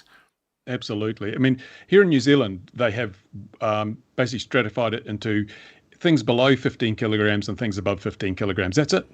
Simple as that. That's, although on a risk basis, I find it hard to believe that something like this is exactly the same danger as something that weighs 14.9 kilos. So there has to be some stratification. But again, it's micromanagement. It is instead of focusing on the goals, you're focusing on the means of compliance. The goals should always be foremost. Don't endanger other people, don't endanger other people's property. The rest of it is guidance on how to achieve those goals. And if you make the goals too cloudy because they're so detailed, and you've got, as I said before, contradicting regulation at times and things that are outdated. It's just such a giant soup of confusion that people who might get their drone out once a year when they go away on their annual holiday, and they're not going to review the rules to see if everything's changed or up to date or whatever. They're not going to do that. A lot of these people have never even read the rules. They got their Mini 2. They're going to go down to the beach for a week and they want to get some nice shots. The rules, unless they're very, very simple, these people don't care. And because they're only using their drones so infrequently. And those are the people that will have a problem if you're trying to micromanage them, because they just go, oh, it's way too hard. But if there's only 2 rules and then there's some guidance, then maybe you've got more chance of actually getting a level of compliance, because they won't be ignorant of what their responsibilities are. Which I suppose is where things like the drone code come in, from the point of view of actually that is the consumer simplification of all that heavy legislation. And if you fly within the drone code, then actually you're probably not going to fall foul of the regulations. Of course, that's when you then come into it from the point of view of wanting things like orientation changed in there. But that's where we're going to have this particular consultation next year. I almost called it this year. Next year coming up. Graham, did you have anything else you wanted to say on that before we moved on to the next hot topic? Yes, yeah. Same point as ever. Sub 250 gram. What rules? There are no rules. Don't need to know the rules. The laws say I don't need to know the rules. Whether those rules are simple or complex, the fact that people can end up with a large fine for breaking those rules, it seems rather unfair that they're not at least steered towards them and essentially told they have to know and understand those rules. And then you can put your big boys pants on and go and break them. Fair enough. Fly as far as you like, high as you like, do what you like. It's a free country until you get caught. So, people have to take responsibility for themselves. I do. Bruce does. I'm sure Sean does. I'm pretty sure Callum does. And but if you make a rule that says people don't need to know the rules, that is frankly asking for trouble. It's interesting. Canada is a perfect example. In Canada, there are no prescriptive rules for sub 250. You can fly BVLOS, you can do whatever the hell you like. The only thing is you must not endanger people or property. It's basically my rule set. And also you must not violate TFRs and things like that, and no fly zones. So everything else is up for... And how many incidents have we seen in Canada where sub 250 drones have injured anybody or damaged property or brought down aircraft? None. It's working seamlessly in Canada. So why don't we say, this works really well, let's just adopt it everywhere? Why don't these regulators learn from each other's successes? There is one vital piece of information we need to know here, and especially as others on the panel have beards as well. And Callum, do you use beard butter? Yes, and I have some freshly applied prior to starting this. So I don't know if I need to say thanks for noticing, because that's a harsh. Your beard looks dry and rubbish, but no, it's not in the room; it's in the bathroom. Okay. But yes, I do. If that's a compliment, thank you. If it's a dig that I should stop. Beard care is an important. No, I think it was more that. I don't think it was a dig. I think beard care, even someone with a relatively short beard like mine, is a very important thing, frankly. And don't forget to wax your eyebrows. Got to wax your eyebrows. Up next, I want to talk, and this one I only really want to talk about briefly, because we're going to be moving on to some other topics as well as the questions that were asked earlier in the chat. But I have a feeling, I don't have a feeling. I have I have a feeling that coming down the lines, and I've experienced it more probably in the last 30 to 60 days on my channel than at any other point, that I'm concerned that the regulators of the world, not just the CAA, but the regulators that are commented on a lot on my channel, so EASA, UK and the US, and particularly the FAA, I feel like they're starting to lose their user bases. And I feel like that key relationship with the stakeholder of the actual active users, be it hobby or commercial, is turning out to be quite negative these days. Now that's always, of course, going to be partly the case in terms of an authority figure, and regulation has to happen. They can't just bend, as you've said in our interviews, Callum. The regulator can't just bend for one set of the airspace users. We have to have it. It has to be fair across the way. But is there a conversation? Is there something which needs to happen in terms of saying, okay, drones, particularly the consumer side of things, are very different to anything else in the airspace in terms of risk, in terms of technology, in terms of basic training that you have to be able to operate in that airspace? Is there an argument for a separate regulator for consumer sized drones almost? I mean, is that something which we need to look at in the future? It's an interesting question. First of all, I've lost him now. Where is it? David Bro. I'm sorry, I'm mispronouncing your name. Buy a Mini 3 and Google UK drone code, and you'll be fine, mate. So it's not vague from that perspective. Yes, and actually, just a very quick self-advert. David, there are 2 videos on my channel. One is the UK drone rules for hobbyists in 8 minutes, which explains generically what you can do and what certificates you may or may not need. And the other one is the DJI Mini 3 versus the UK drone rules, which has lots and lots of views and explains exactly where and how you can fly your drone, the DJI Mini 3, and under what rules. Watch those 2 videos, take that information in, learn the drone code, you'll be sorted. Sorry, I apologise. Yeah. Sorry, I gave you a segue there. Yes, thank you. Yes, I'll just add to your PayPal payment. Hang on. There we go. Yeah, thanks, mate. Good skills. So I would say I'm putting the hat back on, but I'm not, because I think this makes sense broadly. There's only one volume of airspace, broadly speaking. Well, not broadly speaking, it's a fact. There is only one volume of airspace above us. It's the air. So, allowing decisions to be made for one area of the community that utilize that one volume of airspace, I think increases the complexity in ensuring that you're not doing something that's going to impact another stakeholder. Because, we have lots of stakeholders that use this one single volume of airspace in lots of different ways. So that's why I think the decisions around how a particular user in this one volume of airspace we have to be taken into account, and not just as a single demographic, as how it sort of impacts everybody. That might, I really don't want that to sound like a wishy-washy answer. It doesn't actually, and as usual with talking to you, Callum, it does give me another aspect to, because again, as I say, I do go down the rabbit hole. I do go down the rabbit hole of, okay, well, if this is happening and that's happening, well, maybe we need a separate regulator. I disagree with what Callum says. Which is an interesting one, but now Bruce will comment for the hobby. There's only one airspace. There's only one surface to the planet, but we managed to stratify it into free motorways, freeways, pedestrian footpaths, into grassy fields. That's all segmented based on use, and I really get annoyed when I hear about regulators saying we want to integrate drones into the national airspace. No, you don't. You want to segregate them. You want to give them their own little area where they're not going to be a threat to manned aircraft. And you want to have exclusion zones around airports, because those are the areas where manned aircraft operating at higher altitudes will need to pass through that drone flying area. Integration of drones into an area where you're going to have manned aircraft, it's a silly idea. And in fact, I think one of the things that's really, really missing in today's aviation regulation scenario is that manned aviation rules haven't changed at all to accommodate the massively changing risk profile of sub 400 feet.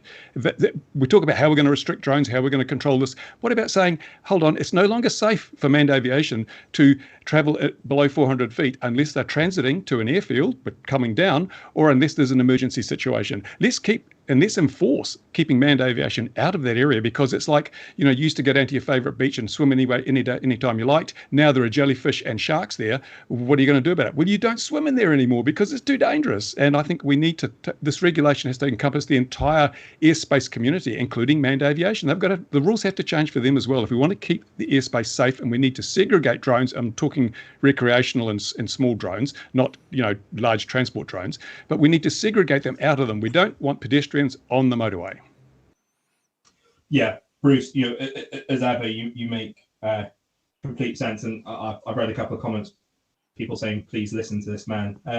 We do. I do. Like I said, I've been following him since I had hair, and quite a nice head of hair. Actually, when I had hair and didn't have a beard.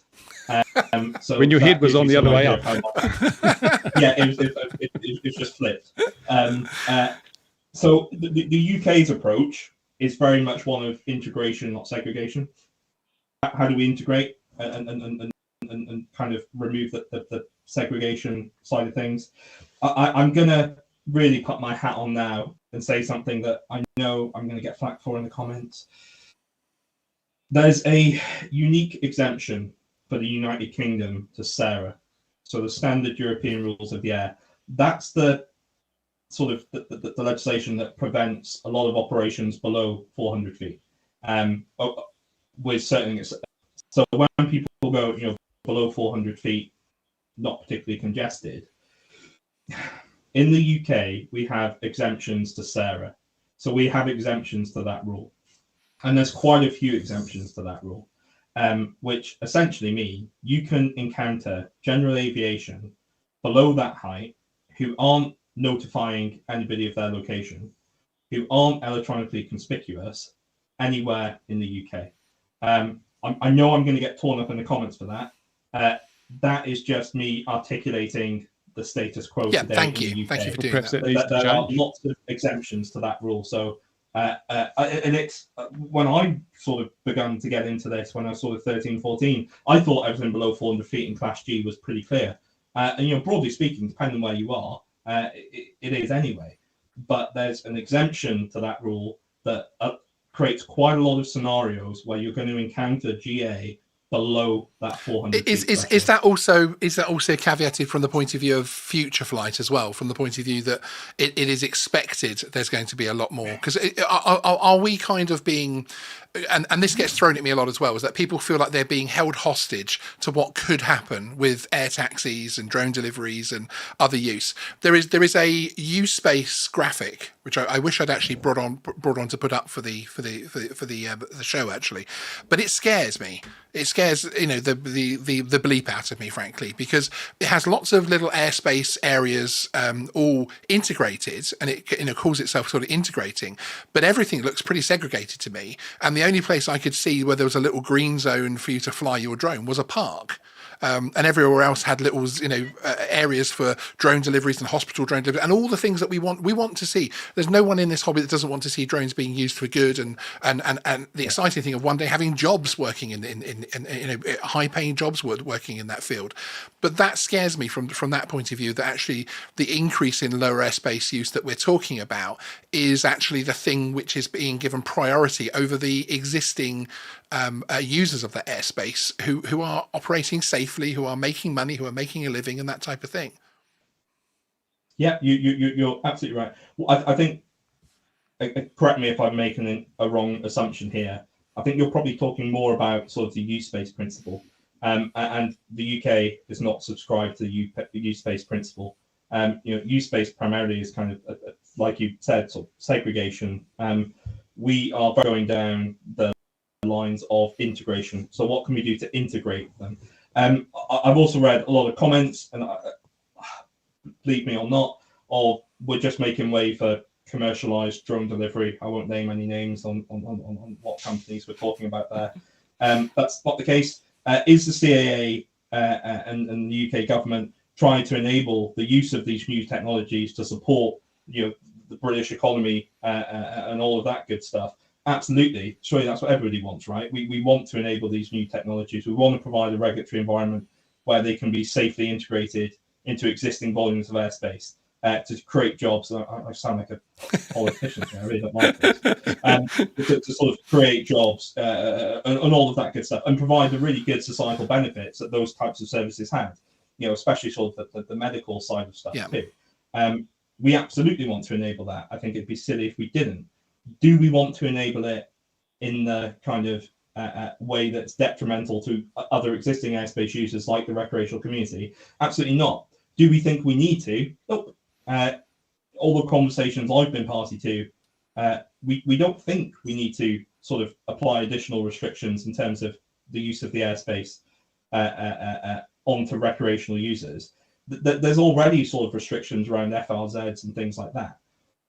If we can make better use of technology like electronic conspicuity, detect and avoid, whatever it might be, UTM systems, effectively integrate UAS into control volumes of airspace. If we can do that, I think we'll find ourselves in a space where we are looking at integration, not segregation. The challenge with segregation, Bruce, I completely take your points on board. The issue with segregation is the more air users we get, the tighter that segregated volume of airspace becomes, to the point where it's only scalable to a certain degree, and then you simply get a concentration of other air users so much that your segregated volume of airspace is tiny, and you can't really do what you want to do within it. Locations. So, you make it sub 600 feet or sub 1,000 feet, and push manned aviation further up. The sky goes up an awfully long way.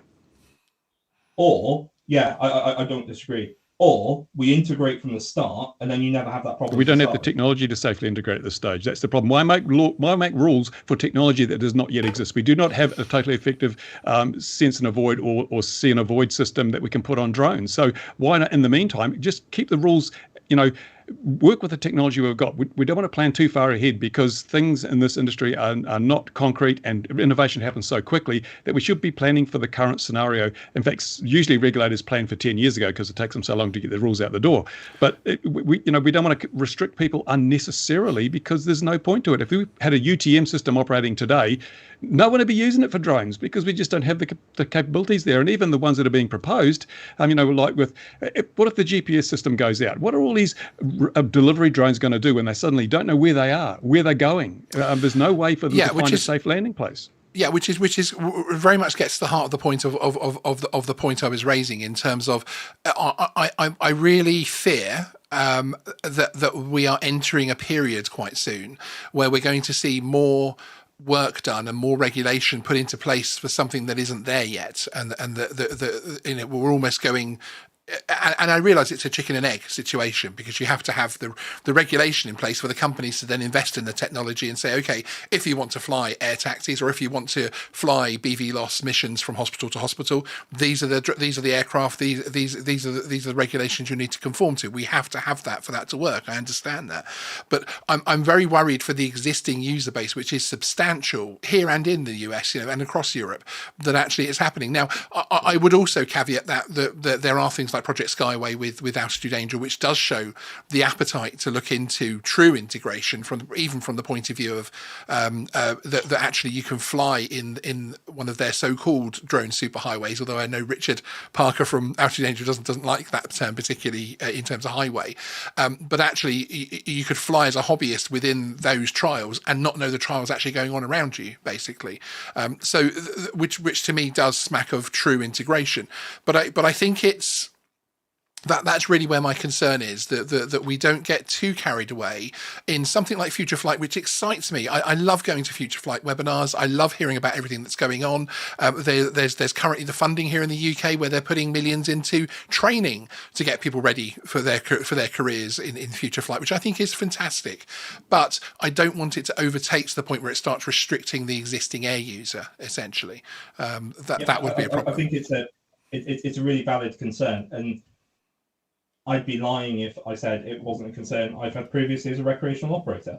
I guess my caveat to that is, it's not a caveat actually, just a build on it. First of all, you're absolutely right, Bruce. The way we enable safe BVLOS today is through segregation, because the technical mitigations to do it in non-segregated airspace currently aren't there. So we do segregate today. So that's how we achieve safety today. In the future, we want that through integration. From a BVLOS point of view,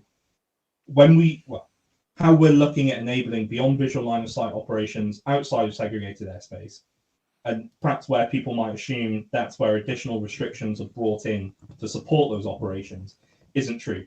So our communication to those companies is very clear. You need to demonstrate that your platform can detect and avoid, through whatever means it might be, all other air users around you in non-segregated airspace, to the point where you're providing the same level of safety as a GA pilot looking out the sky. Now, there's a couple of other ways we could do that. We could apply additional restrictions onto recreational operators or operators in the open and specific category to get them out of the way. That's not our approach. What we're saying is, big companies, if you want to do these types of services in non-segregated airspace, you need to show us that your platform has the right level of technical integration for detect and avoid, electronic consequences, what it might be.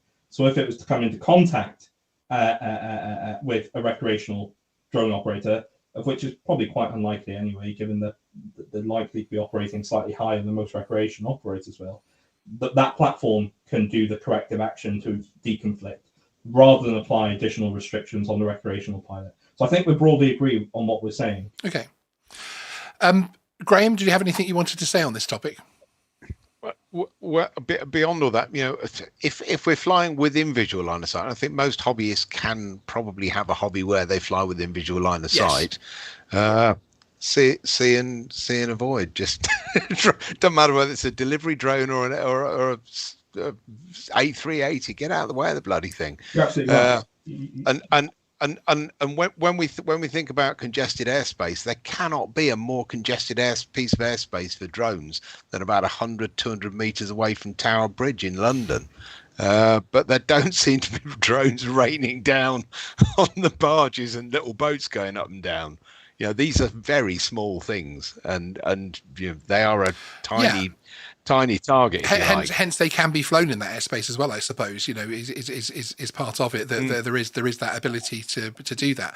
Now, before we move on to a very big topic, which is going to get lots of people's pulses pumping, and will wake us up here on the panel a little bit as well. After what was some very technical answers, which I thank Callum for. Colin Simon raises in the chat here, and this is something which I hear a lot actually from which to me makes some sense. I realise the challenges that are there as well, but should retailers be forced to include a note with all drone sales, advising buyers of the drone code and where to go for the details? It would eliminate the ignorance. They would have been they would have been if we hadn't dropped out the C classifications. It's part of the C classifications. It would have to be in there. They had to have a leaflet in there. But I almost mean, beyond that, should we be registering these drones at point of sale? Should there be a point of saying, okay, we're now selling you, and I realize there's the second-hand market that's a problem and everything else like that, but is there that point of sale of a new drone from a manufacturer or a retailer? Is there an opportunity there to reach that sector of new user that would perhaps fly ignorantly but not sort of doing maliciously? yeah I'm going to take my hat off here and hope I still have a job in the morning. Most retailers actually already do that. If you go on their website, if you go on Argos's website, and all of the drone retailers that just sell drones, they already do that with a little leaflet. Argos's website and a couple of the other of the big box shops do give that leaflet out, or at least point to the drone code. Graham's right. One of the requirements and the sort of C labeling could include that too, and I think it does for Europe. So he's absolutely right there. Now, this is why I take my hat off, and I really want to get sort of Graham, Bruce, and Sean, your view, and people in the comments here. If we're talking about drones, GPS-enabled drones that are capable of 5 kilometer VLOS, technically capable of it, registration is clearly an important thing there, the operator ID and all of that good stuff that comes with it. Is that the same thing, question, not a statement, as somebody going to buy a foamy or a balsa model that they're going to fly in the park that actually doesn't even have the control, doesn't have GPS to start with, and doesn't have the capability of flying beyond a couple of 100 meters anyway because of the nature of its link? Question, not a statement. are those the same thing, or should they be treated? That's a the same? very good point, and that's something I've rallied about for a long time. Yeah, Is that we have this one set of rules to cover everything, and it's ridiculous. We have, it's like saying all wheeled vehicles capable of carrying people shall be subject to the same set of rules, whether it's a bicycle or electric scooter or a bus or a heavy goods vehicle or a recreational car or whatever. You can't have one rule set that covers such a diverse nature of vehicles, and it's what you've got with the drone rules. Everything is a drone. I mean, I fly little scale models. They're not drones. They're not, in no way are they drones. They have no. And the big difference is that if I take someone out to the flying field where I am and I give them a Mini 3 and a couple of seconds tutorial, they can fly it. But if I take any of my other drones or any of my other model aircraft, they will just plant it into a hole in the ground. And that's the big, huge difference. It's not acknowledged by any of the regulators. Yep. And certainly when one of the first lines in one of my first videos explaining Demares was actually to apologize to the RC community for the fact that I feel like they got dragged in to drone registration and that type of thing, because again, the BMFA club that I'm a member of that taught me so much, many of those people do not fly their aircraft outside of either our flying field. The local parks sometimes do a test hover and that type of thing, or other people's flying fields, or at open day flying shows and that type of thing. So to me, it's always struck me as a very strange thing. I understand there is in essence, there is a difficult thing in terms of legislation. And I've always assumed everybody was dragged into the same boat to stop people, changing drones slightly to now they're technically an RC aircraft, but so you can still get the capabilities of a Mini 3, but this is actually an RC aircraft technically. So I always assumed it might be something like that, but no, I 100% do not think that. And what we're starting to lose, what we've already lost really, and I know this sounds like an XJet video now, but we are starting to lose that father, mother, and their child. And getting into a hobby, getting into engineering, and getting into building something together, etc., and having that excitement at the field of putting a little foamy together and having that thing fly around, that's not going to necessarily be there for people, because now suddenly they need an operator ID and potentially a flyer ID and everything else. So no, I think the two are not the same. No, I also notice a lot of the rules, they have these drone rules, and then they have an exemption for certain types of operation, like flying radio-controlled model aircraft in an approved field. If a rule is a good rule, it doesn't need exemptions. Exemptions are saying this rule shouldn't be applied in this case. Yeah, it says you shouldn't apply this rule in that case. In that case, the rule is poorly targeted. It shouldn't include the exempted party from the rule. Okay. Yeah, it's Article 16, isn't it? And Article 16 has of course led to confusion within the community, where that we know there are people who say, "Oh, my garden, that's a recreational area. So garden in the middle of the city, I can now fly my drone around my garden, and it weighs up to 25 kilos," and is clearly not what Article 16 is about. But hey, it's out in the wild now, guys. Yes, it's out there, as it were. So no, indeed. Okay, up next, we're going to be talking about a very hard-hitting topic, which is probably the single most asked question across social media when it comes to drones, UAS, whatsoever, especially in the open category or the hobby category when we're talking internationally, and that is, where are the bodies? Where is the evidence? Where is the need to keep bringing regulation in? Now, my only caveat to that is I don't feel that you need bodies to necessarily trigger a point of requiring regulation. And I do agree personally with the fact that there are other stakeholders that we need to satisfy here to produce a safe airspace. But this is one of the questions that we get an awful lot. And is there an answer to it? Is there an answer to it? Are there studies? Is there information out there to tell us this is the, and I don't mean theoretical, I don't mean what we think might be happening. I mean, is there actual hard evidence that we need so much regulation around this hobby? I think there's hard evidence that we don't. I mean, and this is intrinsically the safest branch of aviation there has ever been and will ever be, because we're not hoisting people above the ground. It is intrinsically very, very safe to the extent that it doesn't need the over-regulation that's been applied to it. I mean, there are far more dangerous pursuits. 111 people killed on bicycles in the UK every year, but we don't have to register a bicycle. We don't have to sit a competency test and understand. We don't even need to know the road rules to go and buy a bicycle and use it. Yet 111 people died in 2021 on UK roads with bicycles. Electric scooters are becoming a big thing, and what's going to happen? You don't have to register those, I understand. We've got sports games where golf, people get killed playing golf and they have heart attacks walking around the golf course. That's fine, it doesn't matter. But drones, woo. And so I always believe, I think regulation is essential because there are always idiots out there. And if you're going to do bad things, there needs to be a way to ensure that people who do bad things are censured and punished for their bad deeds. But all regulation must be proportionate to the risk. And when we started this, we had a whole lot of people saying, oh, these drones are dangerous. They're going to bring down airliners. They're going to do this, that, and the other. So regulations are rolled out to try and avoid that. But now we've had over a decade of GPS-assisted drones in use, and people have done bad things, and but nobody's died. So now we have not just the what ifs, we have the historical data to establish the risk profile of what we're doing, and it's been clearly established to be very, very low risk. The biggest risk to manned aircraft comes from police flying drones. The RCMP in Canada flew a drone into their own helicopter, and in the USA, police team flew a drone into a Cessna on approach. It's not people with their hobbies drones, it's people conducting high risk operations, which are the professionals who will be operating under the rules. That shows that the hobby, even when it's not regulated, when people don't comply, is not the risk it's been portrayed to be. And we need to wind this back. We've had so much disinformation. Gatwick, drone closed an airfield. There was no drone. This whole thing the rules are based on hysteria, and it's not a good place to have a rule set. It makes it very hard for regulators to get compliance when they're effectively seen as not being totally honest in respect to why we need these rules, or even if we need these rules. And without the respect, that the regulators will not get the compliance they need. And everything needs to be wound back. It'll be wound back eventually, because in the UK and the USA, they had the red flag rules. When steam trains came along in the UK, a man had to walk in front of the steam train with a red flag because these steam trains could kill. They were dangerous. And that travelled on to when roads, vehicles, cars came along in America and the USA. Someone had to walk in front of the car with a red flag and fire a revolver 100 metres from an intersection so that horse traffic could be alerted to the approach of this dangerous vehicle. Yeah, it's wound back. Bruce, you'll like this one. Sorry, I've got to get this in.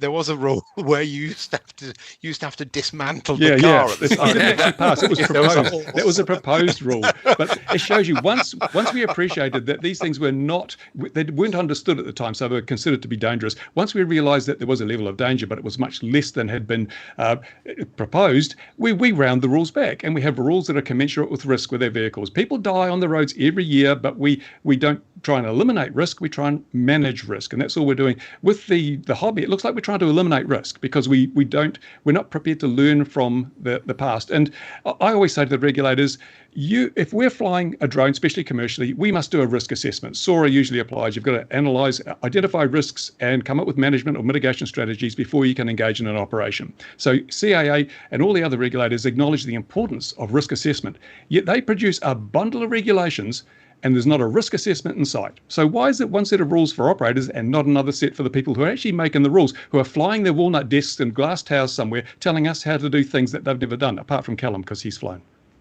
Indeed. and we have the one. And one other point. In the specific category, it'd be interesting to know whether or not the CAA has got back to the AAIB on safety recommendation 2021-023 made on the 13th of May 2021. That sounds like a CAA question, not Callum question, actually. But but essentially, we've been flying specific categories. Specific category pilots have had to have flight logs for quite a few years now. There is a whole load of data that the CAA doesn't even request, and that could be put against the number of incidents from those operators. And the CAA has made, as far as I can tell, no effort to do it. In fact, they've pushed back on the AAIB about it. So, okay, but just no, which I 100% heard. But it's to me, there is an issue, and there is a fundamental breakdown between regulator and end user from the point of view of risk and from the point of view of evidence of risk. Is this something that the government and regulators, in your knowledge, Callum, is this something that a lot of investment is put into, that a lot of time is put into in terms of trying to find out where the risk really lays? Yeah, there's a lot to this. First of all, on the AIB front, I won't begin to pretend that I know the very specific recommendation you're talking about. I don't off the top of my head.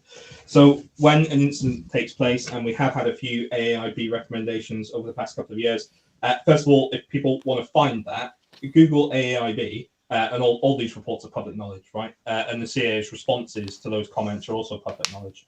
So I won't mention names, but there's been a few instances of many people that would be fully aware of, where the AIB creates safety findings and recommendations, and that's all they are. They're just recommendations. And the recommendations might be for the operator, might be for the CAA, might be for the government. They could be for anybody. When the CAA receive recommendations, and the AIB is just one form of data we get, we look at what happened, look what AIB said caused this incident, and then we look if there's opportunity to amend the regulation or guidance material to try and prevent that happening again. And a lot of the changes that we've seen in the AMC and GM and CAP 722 series is as a direct result of some of those findings we've had recently. Google AIB, it'll all come up. I'm not saying each thing that happened because we'll be here all day. You can just Google it. It's open source, so yeah. you can go and fact check me and see if I'm lying there. That's fine. You can just Google it. I know you're not. Yeah. I really wanted this to be open and honest, and I'm going to get probably a fair bit of flack for what I'm about to say now. We did a report earlier this year. It was a really, really comprehensive report. Again, you can fact check me. It's online. Go read it. I think probably Sean's going to share the screen. Oh, is this 2356? Into safety reporting. Given the numbers of operators we suspected were flying in the UK, we thought that the amount of safety reports we were getting were probably low. That's one of my pictures there of my S900. Scroll up again. There you go. That's me flying. Very nice. A little while ago. That's my S900 and my GH4. This is a really comprehensive report. It's 100 pages long. So if you're asking about stats, read this, then re-ask me about stats. The crux of the report was there is quite likely significant underreporting of safety-related incidents in the UK for drone operations. Now, that's a report that was done with external people. This isn't the world according to the CAA. I promise. It's all in the executive summary, who got involved, who contributed to it. And the key findings were we suspect, our suspicion was right, that there is likely to be significant degree of underreporting. So here comes the cop-out. It's not necessarily the quantity of stats we have that these things are dangerous. When it would be ludicrous for us to suggest that a Mini 2 was capable of killing somebody unless you somehow managed to get it up to 80 miles an hour or something. Probably the kinetic impact then. Choking hazard. So that's not what we're saying. What I'm saying here is go read that report. The challenge actually is, for the open category, a lack of reporting and a lack of data. So it's not that we have all of this data. Okay. It's that we made an assumption that we weren't getting the statistics. Yeah. We then went An out assumption. and paid- Is it right to? Is assumption valid? Can I throw that back, Callum? Can I throw that back? Because actually, there's no requirement for reporting in the open category, and unless you've endangered an aircraft, is my understanding. It's the choice of the operator. Now, I think everybody knows that at every flying field, people go along with the model. And Bruce, don't you build a black bag into some of your models so you don't have to bother taking it with you? It's a common thing. Yeah. I mean, crashing is part of the game. So hell of a lot of underreporting there. Absolutely dreadful. But then there's underreporting of every Mini 2 that's flown into a tree, but not that many trees are falling down as a result of it and hitting people on the head. That would get you the reporting. If they were doing anything that was injuring somebody, like the little lad in the park, which was absolutely tragic. That gets reported. So one side or the other will report if there's any injury or damage being caused. Yeah, I think assumption, that word assumption is a word that should never be used in this context. You can't assume these things. You must have evidence, must have facts. We've assumed that drones are so dangerous they need to be overregulated. That was a big mistake. You can't assume these things aren't being reported unless you have evidence to support that assumption. Oh, Bruce, you've gone quiet. What? Am I? Or was that just me? I think that might just been you It's for rare. a moment. Yes, I can still hear him. Selective Can you muting. hear us? Yeah, Right, yeah. good. Am I back? Yes, you are back. Can you hear us?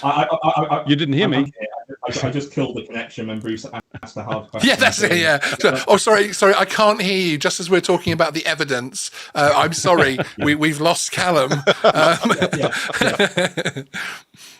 One thing, and it kind of this re-emphasizes that point as well, actually. And my issue with CAP 2356 and this safety reporting project is exactly that. The absence of evidence does not itself create evidence. So the assumption that lots of crashes are happening and lots of etc. is happening, yes, that's an assumption. And I wouldn't argue with you that if you went onto Facebook and you see the amount of people that are crashing their minis and that type of thing, and they, I've got this damage, how do I fix it? These accidents are happening, but I don't think that you can do that. And this again. I'm always open in terms of my feelings on these types of things. But what concerns me is actually when you do start to see logos at the bottom of these forms like Tech Tower and people, etc., who, of course, are building UTM systems. This raises an interesting that point, concerns me. One of the things that I've said for a long time is that drone flyers are portrayed as being unruly and bad and not well disciplined. Yet, when you compare the number of drone flights and the number of people who fly drones to the GA community, to the number of events or incidents and actually things that are happening bad, bad things that happen, the drone community is much better behaved than GA. There are far more GA incidents and instances of bad behavior, bad decision making than there is in the drone community. And I think perhaps the reason CAA thought this was being underreported was because they expected a hell of a lot more problems from this many people participating in this part of the sector, but they didn't get them because we're actually better behaved. Yeah. So building from that. And can I just say thank you for being one of the first people from that side of the fence, although you're here personally, but someone from that side of the fence who is willing to come on and have this kind of conversation. And I'm hoping this brings a lot more people out of the woodwork that need to be having these conversations openly. So that's the first thing I would say, Callum. Thank you for that. He must have big man parts, eh?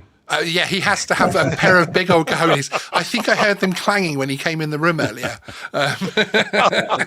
Yeah, as long as you don't get to a point where you have to set up a Just Giving. That's it. So a couple of things. One, in my entire experience of being at the regulator, which is not very long, so 11 months and about 2 weeks. Yep. I have never experienced anybody within it, and I know I would say this. Well, if it wasn't true, I just wouldn't say it. Portraying any model operator, drone, fixed wing, or otherwise as kind of rebels or rebellious. That's not the case. Not heard it. In fact, the overwhelming majority of people I work with, this sounds like I put my hat on. I haven't. This is just the truth, and I appreciate it's probably not. People are going to think I'm lying. If you think I'm lying, fine. I'm not. The overwhelming majority of my colleagues want to support this hobby. You're going to say I'm lying. I'm not. I want to clarify one thing. I'm going to go back to Alien and Pedantic. CAP 722 occurrence reporting, page 62. There's sort of lots of times where you have to report, just not necessarily to the CAA. I'm only saying this if anybody watches the video, takes what was just said as gospel. Yes. If an occurrence took place in the open category, if it is an accident, you must report to the CAA. If it is a serious incident, you must report to the CAA or other occurrence. And I would sort of assume that anybody involved in those things would mean that there would be a report to the CAA. I mean, the AAIB found out about the boy cutting himself on a drone in a park. And I then that gets reported. don't know if that was I don't know if that was reported by the pilot, or if it was. I suspect it was reported by the pilot because the police said you are now going to do a report. I don't think know that the pilot specifics would have of- reported. yeah. So, and neither do I. And I apologise to him if he jumped up and immediately did an AAIB phone call. Yeah. So, I mean, can I just sort of bring this around a little bit to communication? Sorry, Sean. 2356. Sean, you know me, I think, well enough to know that I'm fairly familiar with quite a lot of the stuff that comes out of the CAA on drones. Never seen 2356. Never seen anything posted on 2356 in Facebook, Okay. on LinkedIn. Yeah. It might be there, but you're not going to get any reporting, guys, if you don't really tell people what to report and how to report it. And I'm not aware that any of that happens. Yeah, completely take that on board. And I suspected that first time I mentioned this report that came out, I think it was April, it was probably going to be the first time people heard about it. But I've said it now. Yeah, no, And we have I'll been take that asking, feedback. and viewers have been asking, people have been asking, where are you basing this evidence on? You have now given us a comprehensive document, which is the case of why there could be an issue there could be safety issues there, etc. So I fully respect you for that. We've asked a question, you've produced a document which people can now take apart and come back with. I mean, from my personal point of view, when I look at things like, you know, the introduction part of it, the problem statement, and it's saying, as it says, based on our safety information, the current average number of MORs recorded in the RPAS community is 44 per month. The majority of these are sightings of drones or UAS, and only 25% are reported directly from the RPAS community in comparison to other sectors. The level of reporting could be considered low given the volumes of RPAS operators. And then it gives a little graph and says, hang on a minute, 270,000 RPAS flyers, only 44 reports a month. This is low in compared to GA, and of course is raising the spectre of there must be many, many more. Why is nobody congratulating the RPAS sector for the fact that because if there were injuries and if this was happening, it would be widely reported. The media are waiting. Media hate drones. Absolutely waiting for another Gatwick or people to be injured, as did that incident with the young boy got a lot of coverage as that kind of incident should do. But why is it assumed that it's a problem? Because actually, even if there are more crashes happening and they're not being reported, those crashes aren't resulting in insurance claims. They're not resulting in anything else happening. So actually, we should be congratulated. And actually, why aren't they saying we've got this really safe airspace that's already happening? It's almost as if I feel like someone somewhere, and not you, Callum, not your partners in this report, not because I've interviewed Matt from Tech Tower, and he is somebody that's extremely passionate about the airspace and keeping it open for all. So that I'm not, you know, I pulled them out as a UTM only as an example. But why are people not looking at the airspace and saying actually it's extremely safe?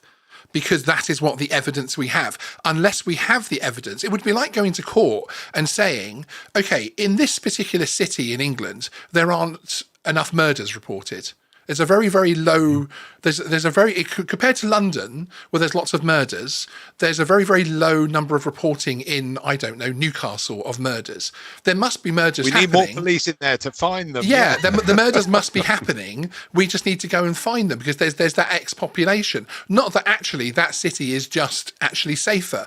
And frankly, I find it slightly, not I won't go as far as saying offensive, but I find myself feeling upset when I am when my area, when my hobby, when my fast becoming my living, is subjected to and compared to something which I feel is actually fairly unsafe, which is general aviation, manned, you know, crewed aviation. Why do you think it was switched around in that situation of saying actually there must be lots of problems, they're just not getting reported, rather than saying actually it's really safe? Yeah, I think that's a really important challenge. I'm going to put my Bruce hat on. My Bruce hat is going to say there are perhaps some challenges with that problem statement. Bruce hat off. Callum hat on. If the CAA simply made the assumption that there was underreporting and things were being unsafe, and things were happening and simply not being reported, I absolutely agree with everything you just said. That isn't what happened, and that shouldn't have been what happened. The CAA did make that assumption of this looks quite low, and everything you've just said for the past couple of minutes is absolutely right. If the CAA just made that assumption of this looks quite low and left it as that and took it as gospel, everything you just said is completely in play. But that's not what happened. The CAA made the assumption that that looks quite low. We then commissioned a study that created a 100-page report with evidence throughout it that actually drew a conclusion that, oh, actually it is low. Yeah, I've just found this page actually, which is also this page is going to help what you're saying as well. Actually, the discovery phase. Yeah. So it wasn't a case that you're absolutely right. It'd be completely wrong of us to go, we think it's low, therefore it is low. That is not what happened here. I just want to be really clear on this because I know it's easy to sort of have a dig. That isn't what happened. An assumption was made, and then we commissioned a really sort of thorough report that's 100 pages long. Go read it. I'm sure we'll put the link to it below, or whatever YouTubers say about documents we reference after a live video. Read that. And that's the evidence we use to confirm our assumption. Now, that doesn't mean we then kind of applied really rigorous additional sort of rules and procedures off the back of that report. But it just provided the CAA a bit of pause to reflect, first of all, is the way that we get remote pilots to report the most effective way? Is it fit for purpose? Do we need to address that? So what this report isn't is being critical of the community. It's not. And read the report. It's not critical of the community. If you look at some of the last few pages on what we're going to do moving forward, and it might be difficult if we're just taking snippets out of the document. Look at that picture. Look at that. Look, go back up. Yeah, I'm going to be saying the same thing in a moment as well. This is propaganda. This is CIA propaganda. I have to say that to be within a couple of pages to show something which you actually can't show me happening. I mean, that in itself is no. I mean, why that would ever be put in a document? That's not my S900. Yes, no, indeed, yeah. That's not my S900. This is what gets me. The CIA has to establish credibility if it wants to influence the actions of the community. That, as I said before, we need some PhDs in behavioural science on CIA's team, because people, you have to understand how people work. And if someone's going to see that report and see this hexacopter flying alongside an airliner, the credibility, it doesn't matter how well researched and how much effort and time and science has gone into it, the credibility is eroded by that, because it's clear there's an underlying agenda at play here. You know, people can say, what are they doing? They're saying this, but then they're showing us that. Can we really ascribe any credibility to this? And therefore, the people who you're relying on to comply by consent are less likely to comply with the rules that they think are just as ridiculous as that drone flying outside an airliner window. It's a big failing all the regulators have got. And, I mean, I've been around 70 years. I've seen how important it is to analyse the way people behave. That's the big thing. You're trying to change people's behaviours by saying, we're going to make a rule and you've got to follow it. It doesn't work that way. If it worked that way, there'd be no speeding tickets, there'd be no rapes, there'd be no murders, there'd be no robberies. It just doesn't work that way. And here in New Zealand, we had a situation where there was a massive death toll associated with drink driving. So they raised the penalties for drink driving prosecutions. Nothing happened. Then they went on a behavioural modification exercise. They basically changed the perception of society towards the acceptability of drink driving. Whereas before, if someone had come to a party at your house and they were leaving, you'd hand them the keys. Now, if you're a host and someone comes to a party and drinks, you don't give them their keys. You say, no, you can't drive, we'll get you a taxi. It's changed, and the deaths from drink driving dropped dramatically because people complied by consent. No rules on earth, because the problem, people do not follow rules anyway. Rules only affect the law-abiding people, and they're not the problem. So rules are just a sop. They're just a way to punish bad actors when they get caught after doing something bad. We want to prevent. Yeah, if I can just bring it back to this document in terms of my issue is that images like that image has never happened. You know, that's obviously Photoshop, and to me, you know, we can giggle about it, we can laugh about it, but I actually think it's fairly disgraceful for that to actually end up in a key CAP document released by our airspace regulator. Again, I'm not attacking you personally, because this is the first time, bringing this cap to us, etc. It's the first time Graham's seen it. Even the people who are so-called experts on this panel are learning things this evening. So thank you personally. But to me, that is just not acceptable, because you are creating scaremongering. It is creating an image of our industry, and images are very, very important. You can put what you want in this text above. I mean, as someone that works in the media, I'm a writer by profession. I know how important this bit is. This picture is, even in comparison to all of the facts that may be written above it, and it is important. And it is one of the only times that I can reference where all of the evidence is pointing in one direction, and yet all of the policy and all of the suggestions within this report are pointing in the other direction, if that makes sense. And it does make me angry, frankly. As a stakeholder that is being directly misrepresented by those pictures and by this report, it does make me angry. And what Bruce says is 100% true. In order to have a regulated community and a regulator, you have to have a community that wants to be regulated. Oh, you caught me out having a drink then. And we were talking before about. I was so sure you'd talk longer. Not the first time, probably not the last. We talked before about what society finds acceptable. Any member of the public that sees that is going to think, gee whiz, look, I think these drones, they could be up at 20,000 feet flying along my airline. That's terrible. CAA and the media have created this perception in the public eye that these things are so damn dangerous, they must be constrained. And that's a self-feeding thing. So the public demands more rules.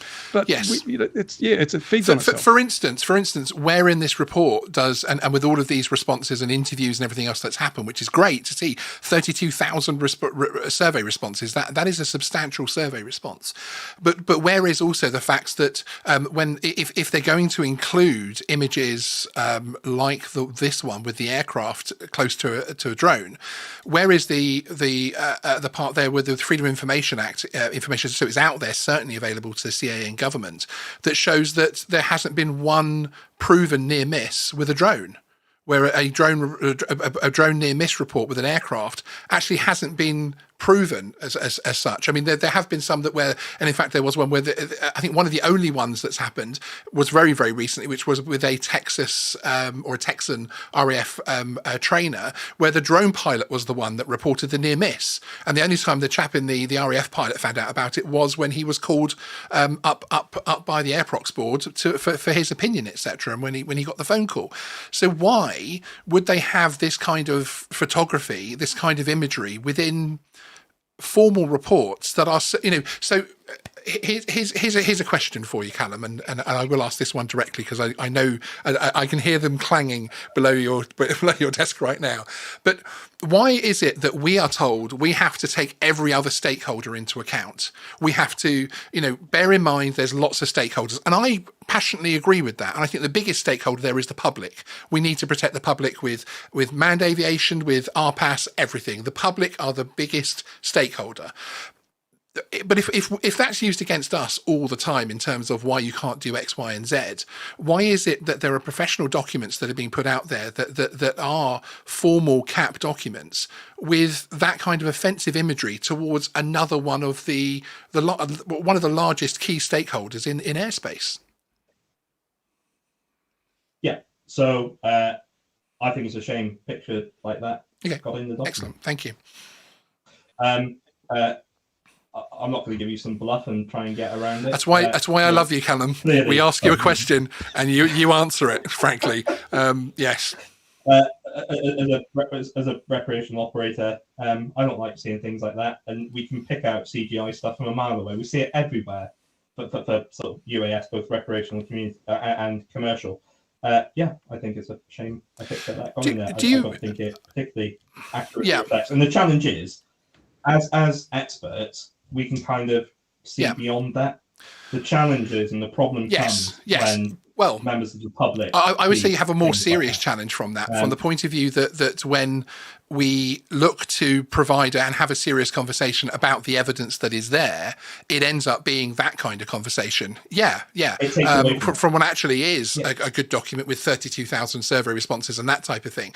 And that's where when you have a drone community that starts saying, I really feel like people are against us here, when we have CAP documents that aren't necessarily widely circulated, despite that question being a very, very popular question as far as where's the evidence.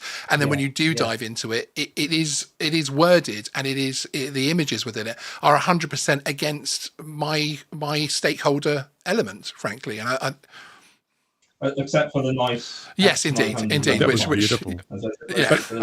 And 8 months later, nothing that I'm aware of aimed at the hobby drone community or any drone community to say, well, no, specific capacities, specific category, perhaps different, but yeah, nothing aimed at the vast majority of flyers to say, hey guys, here's how you do some reporting. Yes, the link's there. Yes, you might want an easier way to do reporting, but you haven't got it yet, so let's use the one we've got. Let's use a CARES 2 and point people at that. But nah, it doesn't appear anywhere. Yeah, absolutely. So if people read the findings, and we kind of put some recommendations in there on what we're going to do, I think some of that will form part of the consultation in the new look.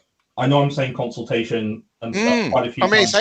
It's 8 months since this report, where it's clear, where the report appears to have been raised because you didn't think you were getting reports. Yeah, that's the point at which you start. It's really easy. I'm aware with Sean on how you sort of get a few people looking at at a YouTube channel and you know, listening to very cynically, very cynically, because I have to represent all parts of my audience here.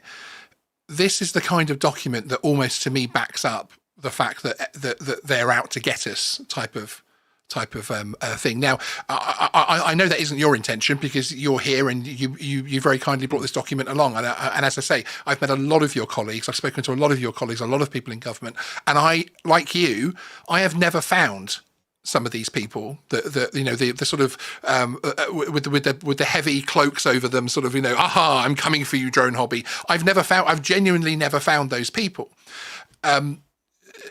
But then when I see reports like this, I have to start wondering: is it the private sector? I mean, the private sector are involved in this report.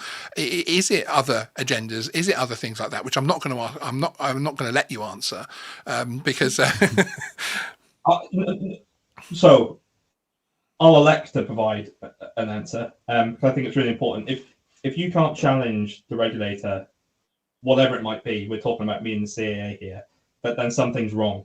I fully understood when I took this job, it was going to come with perhaps more rigorous oversight on the things I say. And I think that's right and proper. I think anybody that's part of any organization that can do something that impacts other people should have oversight applied to them, and should be rigorously held to account. Yeah, and I would give a sorry to interrupt you. I would give a very short insight in behind that. In that, when I've raised my issues, read Cap 722, when I raised my issues with other things that happened, etc., at no point did anybody like Callum or Jonathan or anybody else that I deal with at the CAA ever say to me, "Oh, actually, could you not talk about that? Could you not do a video? Or, actually, could you say this instead?" It has always been right. Okay, well, when you're talking about it on the channel, they've assumed it's going to happen, because they are aware the accountability has to be there. So I certainly back that up. Okay, thanks. My build from it is, if you review the report and go to some of the recommendations, to caveat this, I wasn't involved in the report. The CA is a big organisation. We have lots of people that do lots of things. Thank you. This was actually done by one of my really sort of fantastic colleagues, Eva Gomez. She'll shout at me for calling her out. She sort of took the lead on this, and it is a really good report. If you look at the recommendations and kind of our key takeaways from it, it wasn't how do we sort of stick these findings on the community. We're not out there to get people. We're just not. Contrary to popular belief, we're not. Actually, most of our findings and kind of internal reflections on the paper was how can we do better for the community. So it wasn't, hey, you don't report, we're giving you more regs. It was self-critical. are we doing something that we need to do better in the CAA to help the community make these reports? Because some of these reports are actually really important. So, well, all of them are important, but obviously some more important than others. Things like manufacturing defects before we have class labeling schemes. If there are sort of 20, I won't name manufacturers here because I really will be opening myself up, 20 of a particular drone falling out the sky every month for a particular reason, there needs to be a mechanism that can be fed back to the regulator, or be it through government, to DFT or AIB, whoever it might be. So we can release a safety notice and go, hey, if you've got this drone, this thing's happening 20 times. So it's more about that. This isn't about using something as evidence to punish the community. That thought hasn't gone through anybody's mind at the CAA. I can assure you of that. We've applied a much more sort of self-reflective, critical kind of piece off the end of this paper and gone, what can we, the CAA, do better? And that's all in that paper. Again, I'm not an expert on that paper. I'm aware of it. I've read most of it when it came out, so it's not fresh in my memory. But I was. It is actually. I'm flicking through it, and it is actually there is some. I mean, Graham, you need to get your head around this as well, because there is, you name checks the person responsible, and I have to say, when you actually read the report itself, there's clearly been a lot of research and background put into it, even the way that, in fact, this report actually supports what I just said about airprocs and the fact that it's now drone pilots that are often reporting the provable drone and crewed aviation near misses. So yeah, I mean, there are actually some. It is a very well put together report. It's just a shame it was put together with those images, etc. And of course based on an assumption that there must be much more, rather than, as I say, saying actually it's a safe hobby until we prove it otherwise. That should have been the lead. That should have been the lead in. The introduction should have stated that final conclusion rather than going off on we've got a problem. I mean, because a lot of people just read the first page. You should have summarized, a précis of the whole thing at the front, and then anyone who just browsed it would not get the wrong impression. And just to make you feel better, Callum, CAA UK is not alone in using images like that. When CAA New Zealand did a PowerPoint presentation probably 7 or 8 years ago, they showed the exhaust duct of a Eurocopter with a big dent in it and a DJI Phantom 4 sitting on the ground below it. And they said, this is why we need to regulate drones, because they pose a risk to manned aircraft. I got a call from the guy who actually was there when the photo was taken. The damage to the engine exhaust was caused by a winch cable, and the drone was just put on the ground. This is the kind of thing that erodes the public trust of the information they get from a regulator. It cannot be understated how that one image has completely destroyed a massive amount of credibility. I was shocked. I didn't expect to see that. But this as safety, the CIA should know this. Safety is all about the detail. It's all very well having a report that overall says this, but every detail is important, because if you get a detail wrong, it's like when you're flying a drone. You miss one thing out, you don't tighten the prop properly. That's a huge thing. So I would have thought that CIA would live the mantra they're pushing onto other people. Detail is important. I agree. Yeah, excellent. And as I say again, thank you for being one of the, as far as I'm aware, one of the first times on YouTube someone's actually presented an answer to this type of question. And I think the fact that you've had us all, including Bruce, sitting and thinking and listening to you shows that that we take your efforts very seriously. So I really do appreciate it. I mean, no, that's fine. Again, your thanks isn't required. I went into this job because I wanted to do it, and I wanted to try to affect change. So I certainly don't sort of expect any thanks for it. On this particular point, I'll take that message online about the images and see if the document can be updated. Thank you. Not till I've taken a copy of it and done a video. I have a copy. Don't worry. Save it quick, Bruce.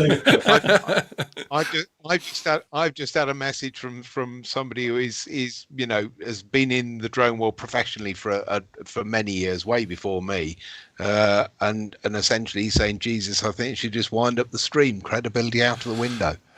and that's specific category. Yeah, I mean that's where we that's start to lose people. And as I was saying before in our topics before, that's my concern when we start to lose the very people who are to be regulated, because it isn't just that document has those pictures. It's actually that when you then build a suite of documents and present it to a certain audience, they're going to have a perception. Then they don't have the experts on hand. They don't have me and Bruce at all of these presentations to say, actually, here's the other side of it. And in actual fact as well, of course, being the CAA, there should be the other side of it within the same document, I believe. But that's just my personal opinion.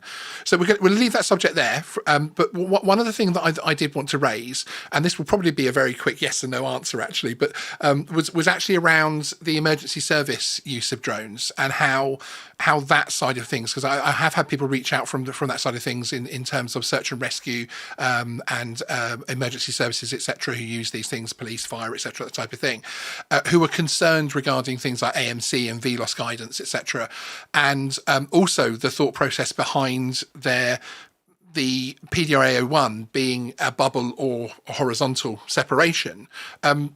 Is that something that you can talk to without your CAA hat on, in terms of are we going down a route where the horizontal separation for PDR-A01 is going to be something which is intended to come in? Sure. I'll come back in rather. Yeah. So on the PDR, on the 72 hotel risk assessment stuff, that's not me. That's being dealt with by another part of the organisation. I know it's currently being sort of assessed. So there's probably not much more on that. On the emergency services bit, Bruce made, amongst others, a really good point earlier around some of the incidents that have happened in America with the use of sort of emergency services, flying drones beyond visual line of sight, causing incidents. We work really closely, as you would expect. This is going to sound like a bit of a politician's answer, I'm afraid, but it's the truth. We do work really closely with emergency services, the police chiefs council and all of that good stuff, to enable them to make appropriate use of the technology in a safe way to serve the public. Now that's proper politician speak. Sorry about that. What I would say is, that there's a scale when we're talking about emergency services, search and rescue, police, fire, medical drone delivery, and all of that stuff, where we need to weigh up sort of the risk benefit of certain types of operations. At the kind of the very higher end, that there is provision to enable the appropriate use of RPAS emergency services for public good beyond visual line of sight. I probably can't go into too much more than that because we're probably getting into sort of security considerations. Yes, of course. What I would say, so I'm going to answer this by pointing people who are interested to a particular part of the basic regulation. Sorry, reg hat on, but kind of half on, half off. We need to get you some actual hats. We need to actually get you a CAA hat and a hobby hat. Yeah.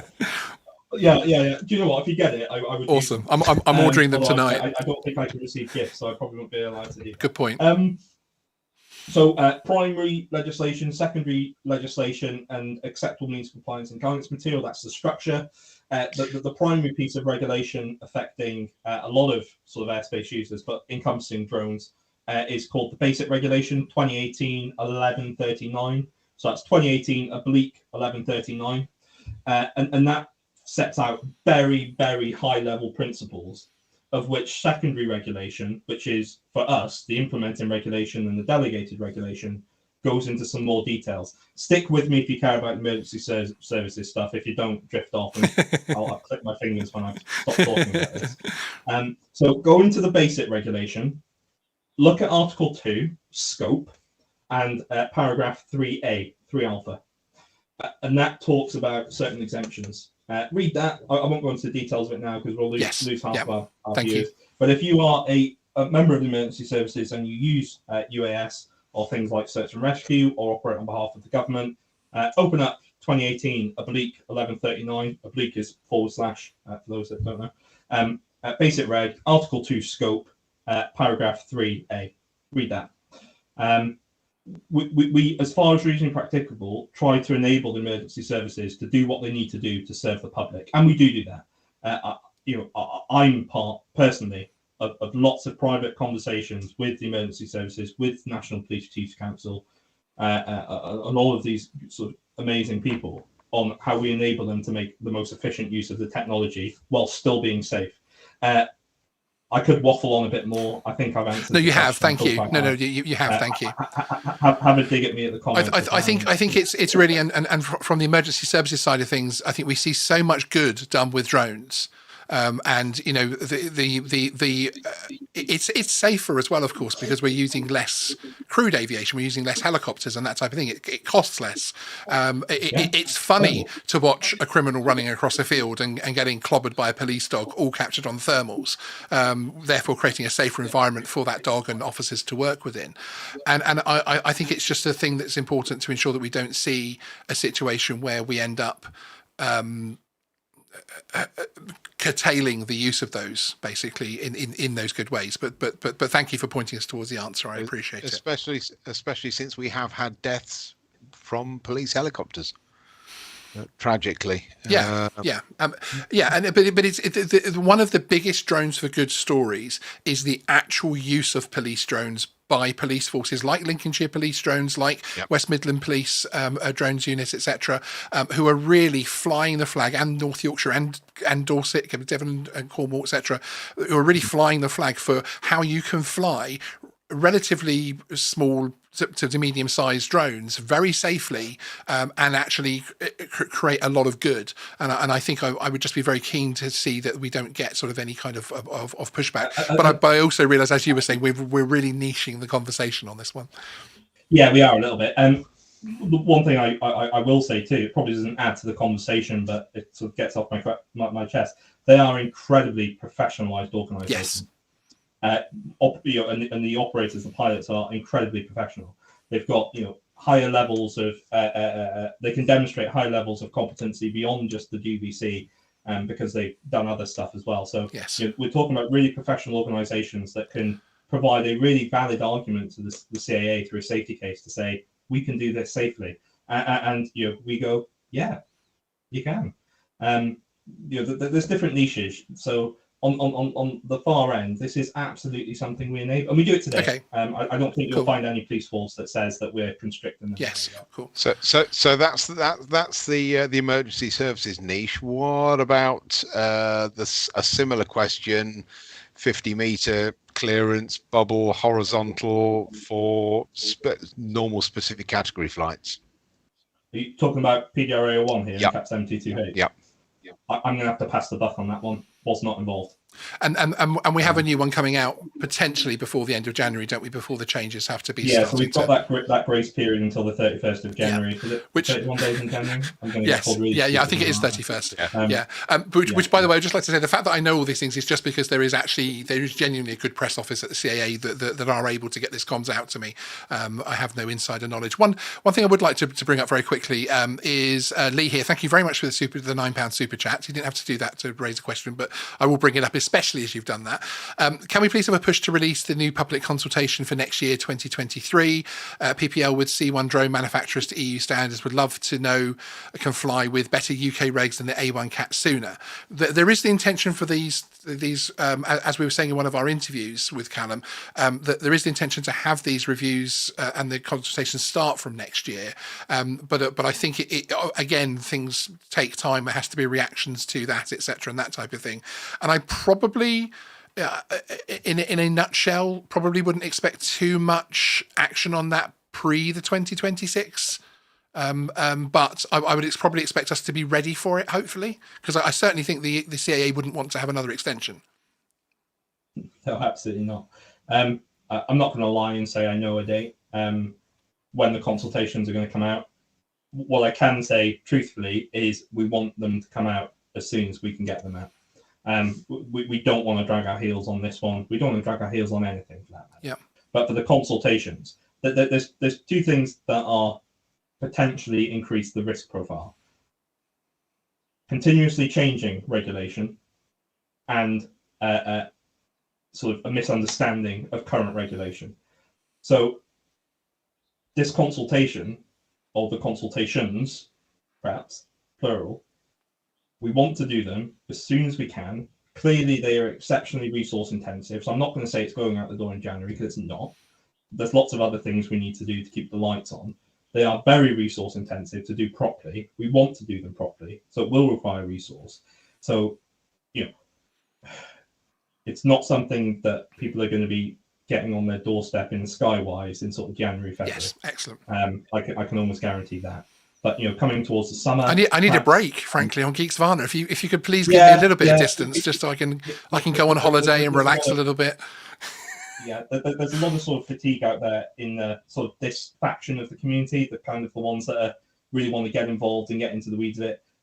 For the person going to purchase a Mini 2 to fly for the first time in Argos, I say, don't worry, Skyway code, do you fly already or whatever it might be. I appreciate sub 250. Yeah, I get it. Stick to that and you're golden. Read the drone code and whatnot. Okay. What I really want is for you lot. I don't mean you lot. That sounds quite rude. I don't mean it that way.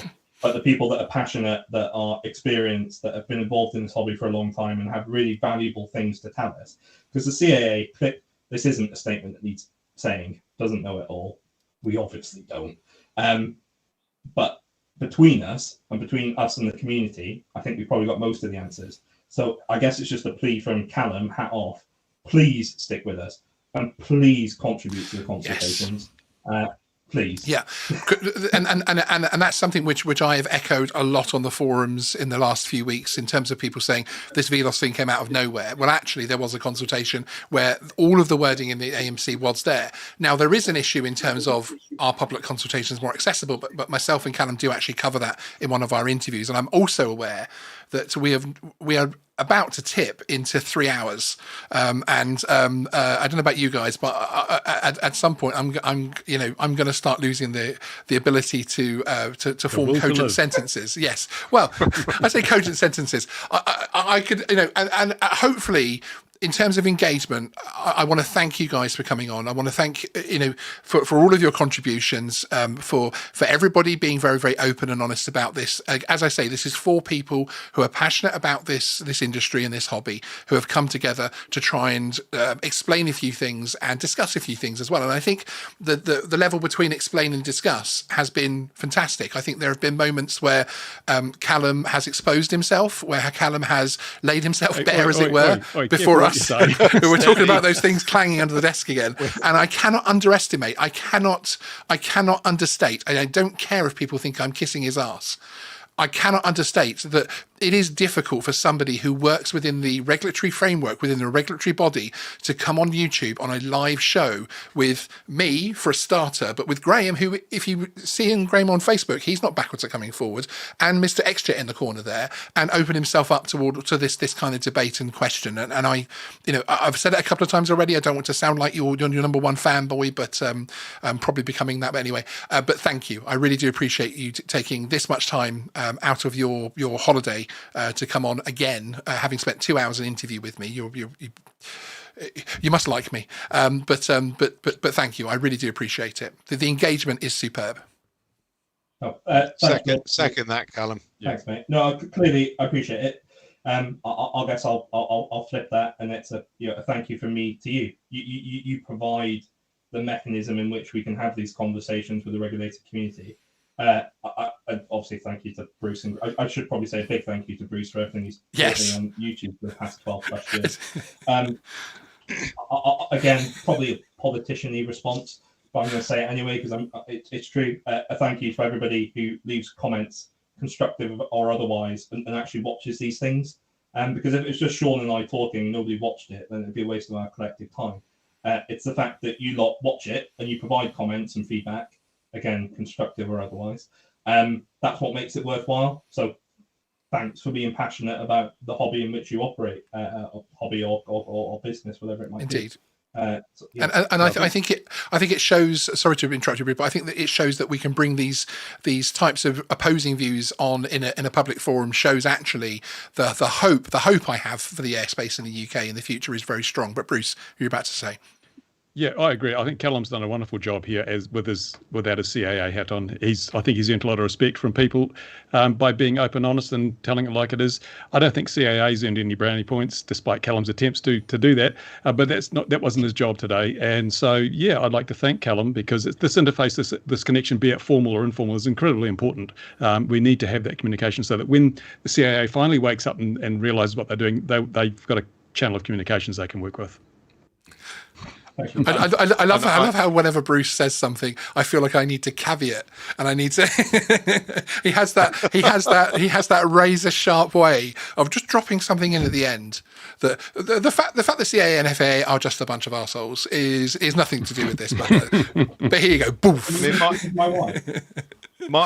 My plea, Callum, and I will keep banging on about it, is that communication piece. I think we sort of first communicated on the fact that we're trying to get something together so that OSC holders, who are they're a tiny proportion of users, but my God, I think they're important because they really are some of the most experienced, and they are the guys on Facebook talking to the masses who really do know the answers, and will help people along, the journey they're on, wherever that may be, and it can't just be Geeksvana and consultation. Yes, yes, it can just be Geeksvana. Sorry. Anyway, I'm setting up my own channel next week. Oh, we've lost Graham. That's a shame. and no, I mean, and that's one of the reasons why I started this channel. It's one of the reasons why I continue it and put the hours of work that I do into it. It is about opening up that communication, and if we can just get us a little bit closer, if we can get the regulator community a little bit closer to the regulator and the powers that be, because it's not just the CAA that control these decisions, then I'm happy. I'm delighted in those terms. But as I say, thank you very much, everybody, for joining us. We stayed at a really high figure for pretty much all night, so I really do appreciate that. And if you're watching the replay as well, do remember to put your comments below, and if you're new to the channel, subscribe and like. No, okay, that was the first time tonight I sounded like a YouTuber, so at least give me that much credit. Okay, everyone, well, thank you very much for joining us on Geeksvana Live this evening. It's been a fascinating show, one that I hope to repeat whenever Callum's replacement at the CAA takes their role. Good night, everybody. Thank you. Cheers.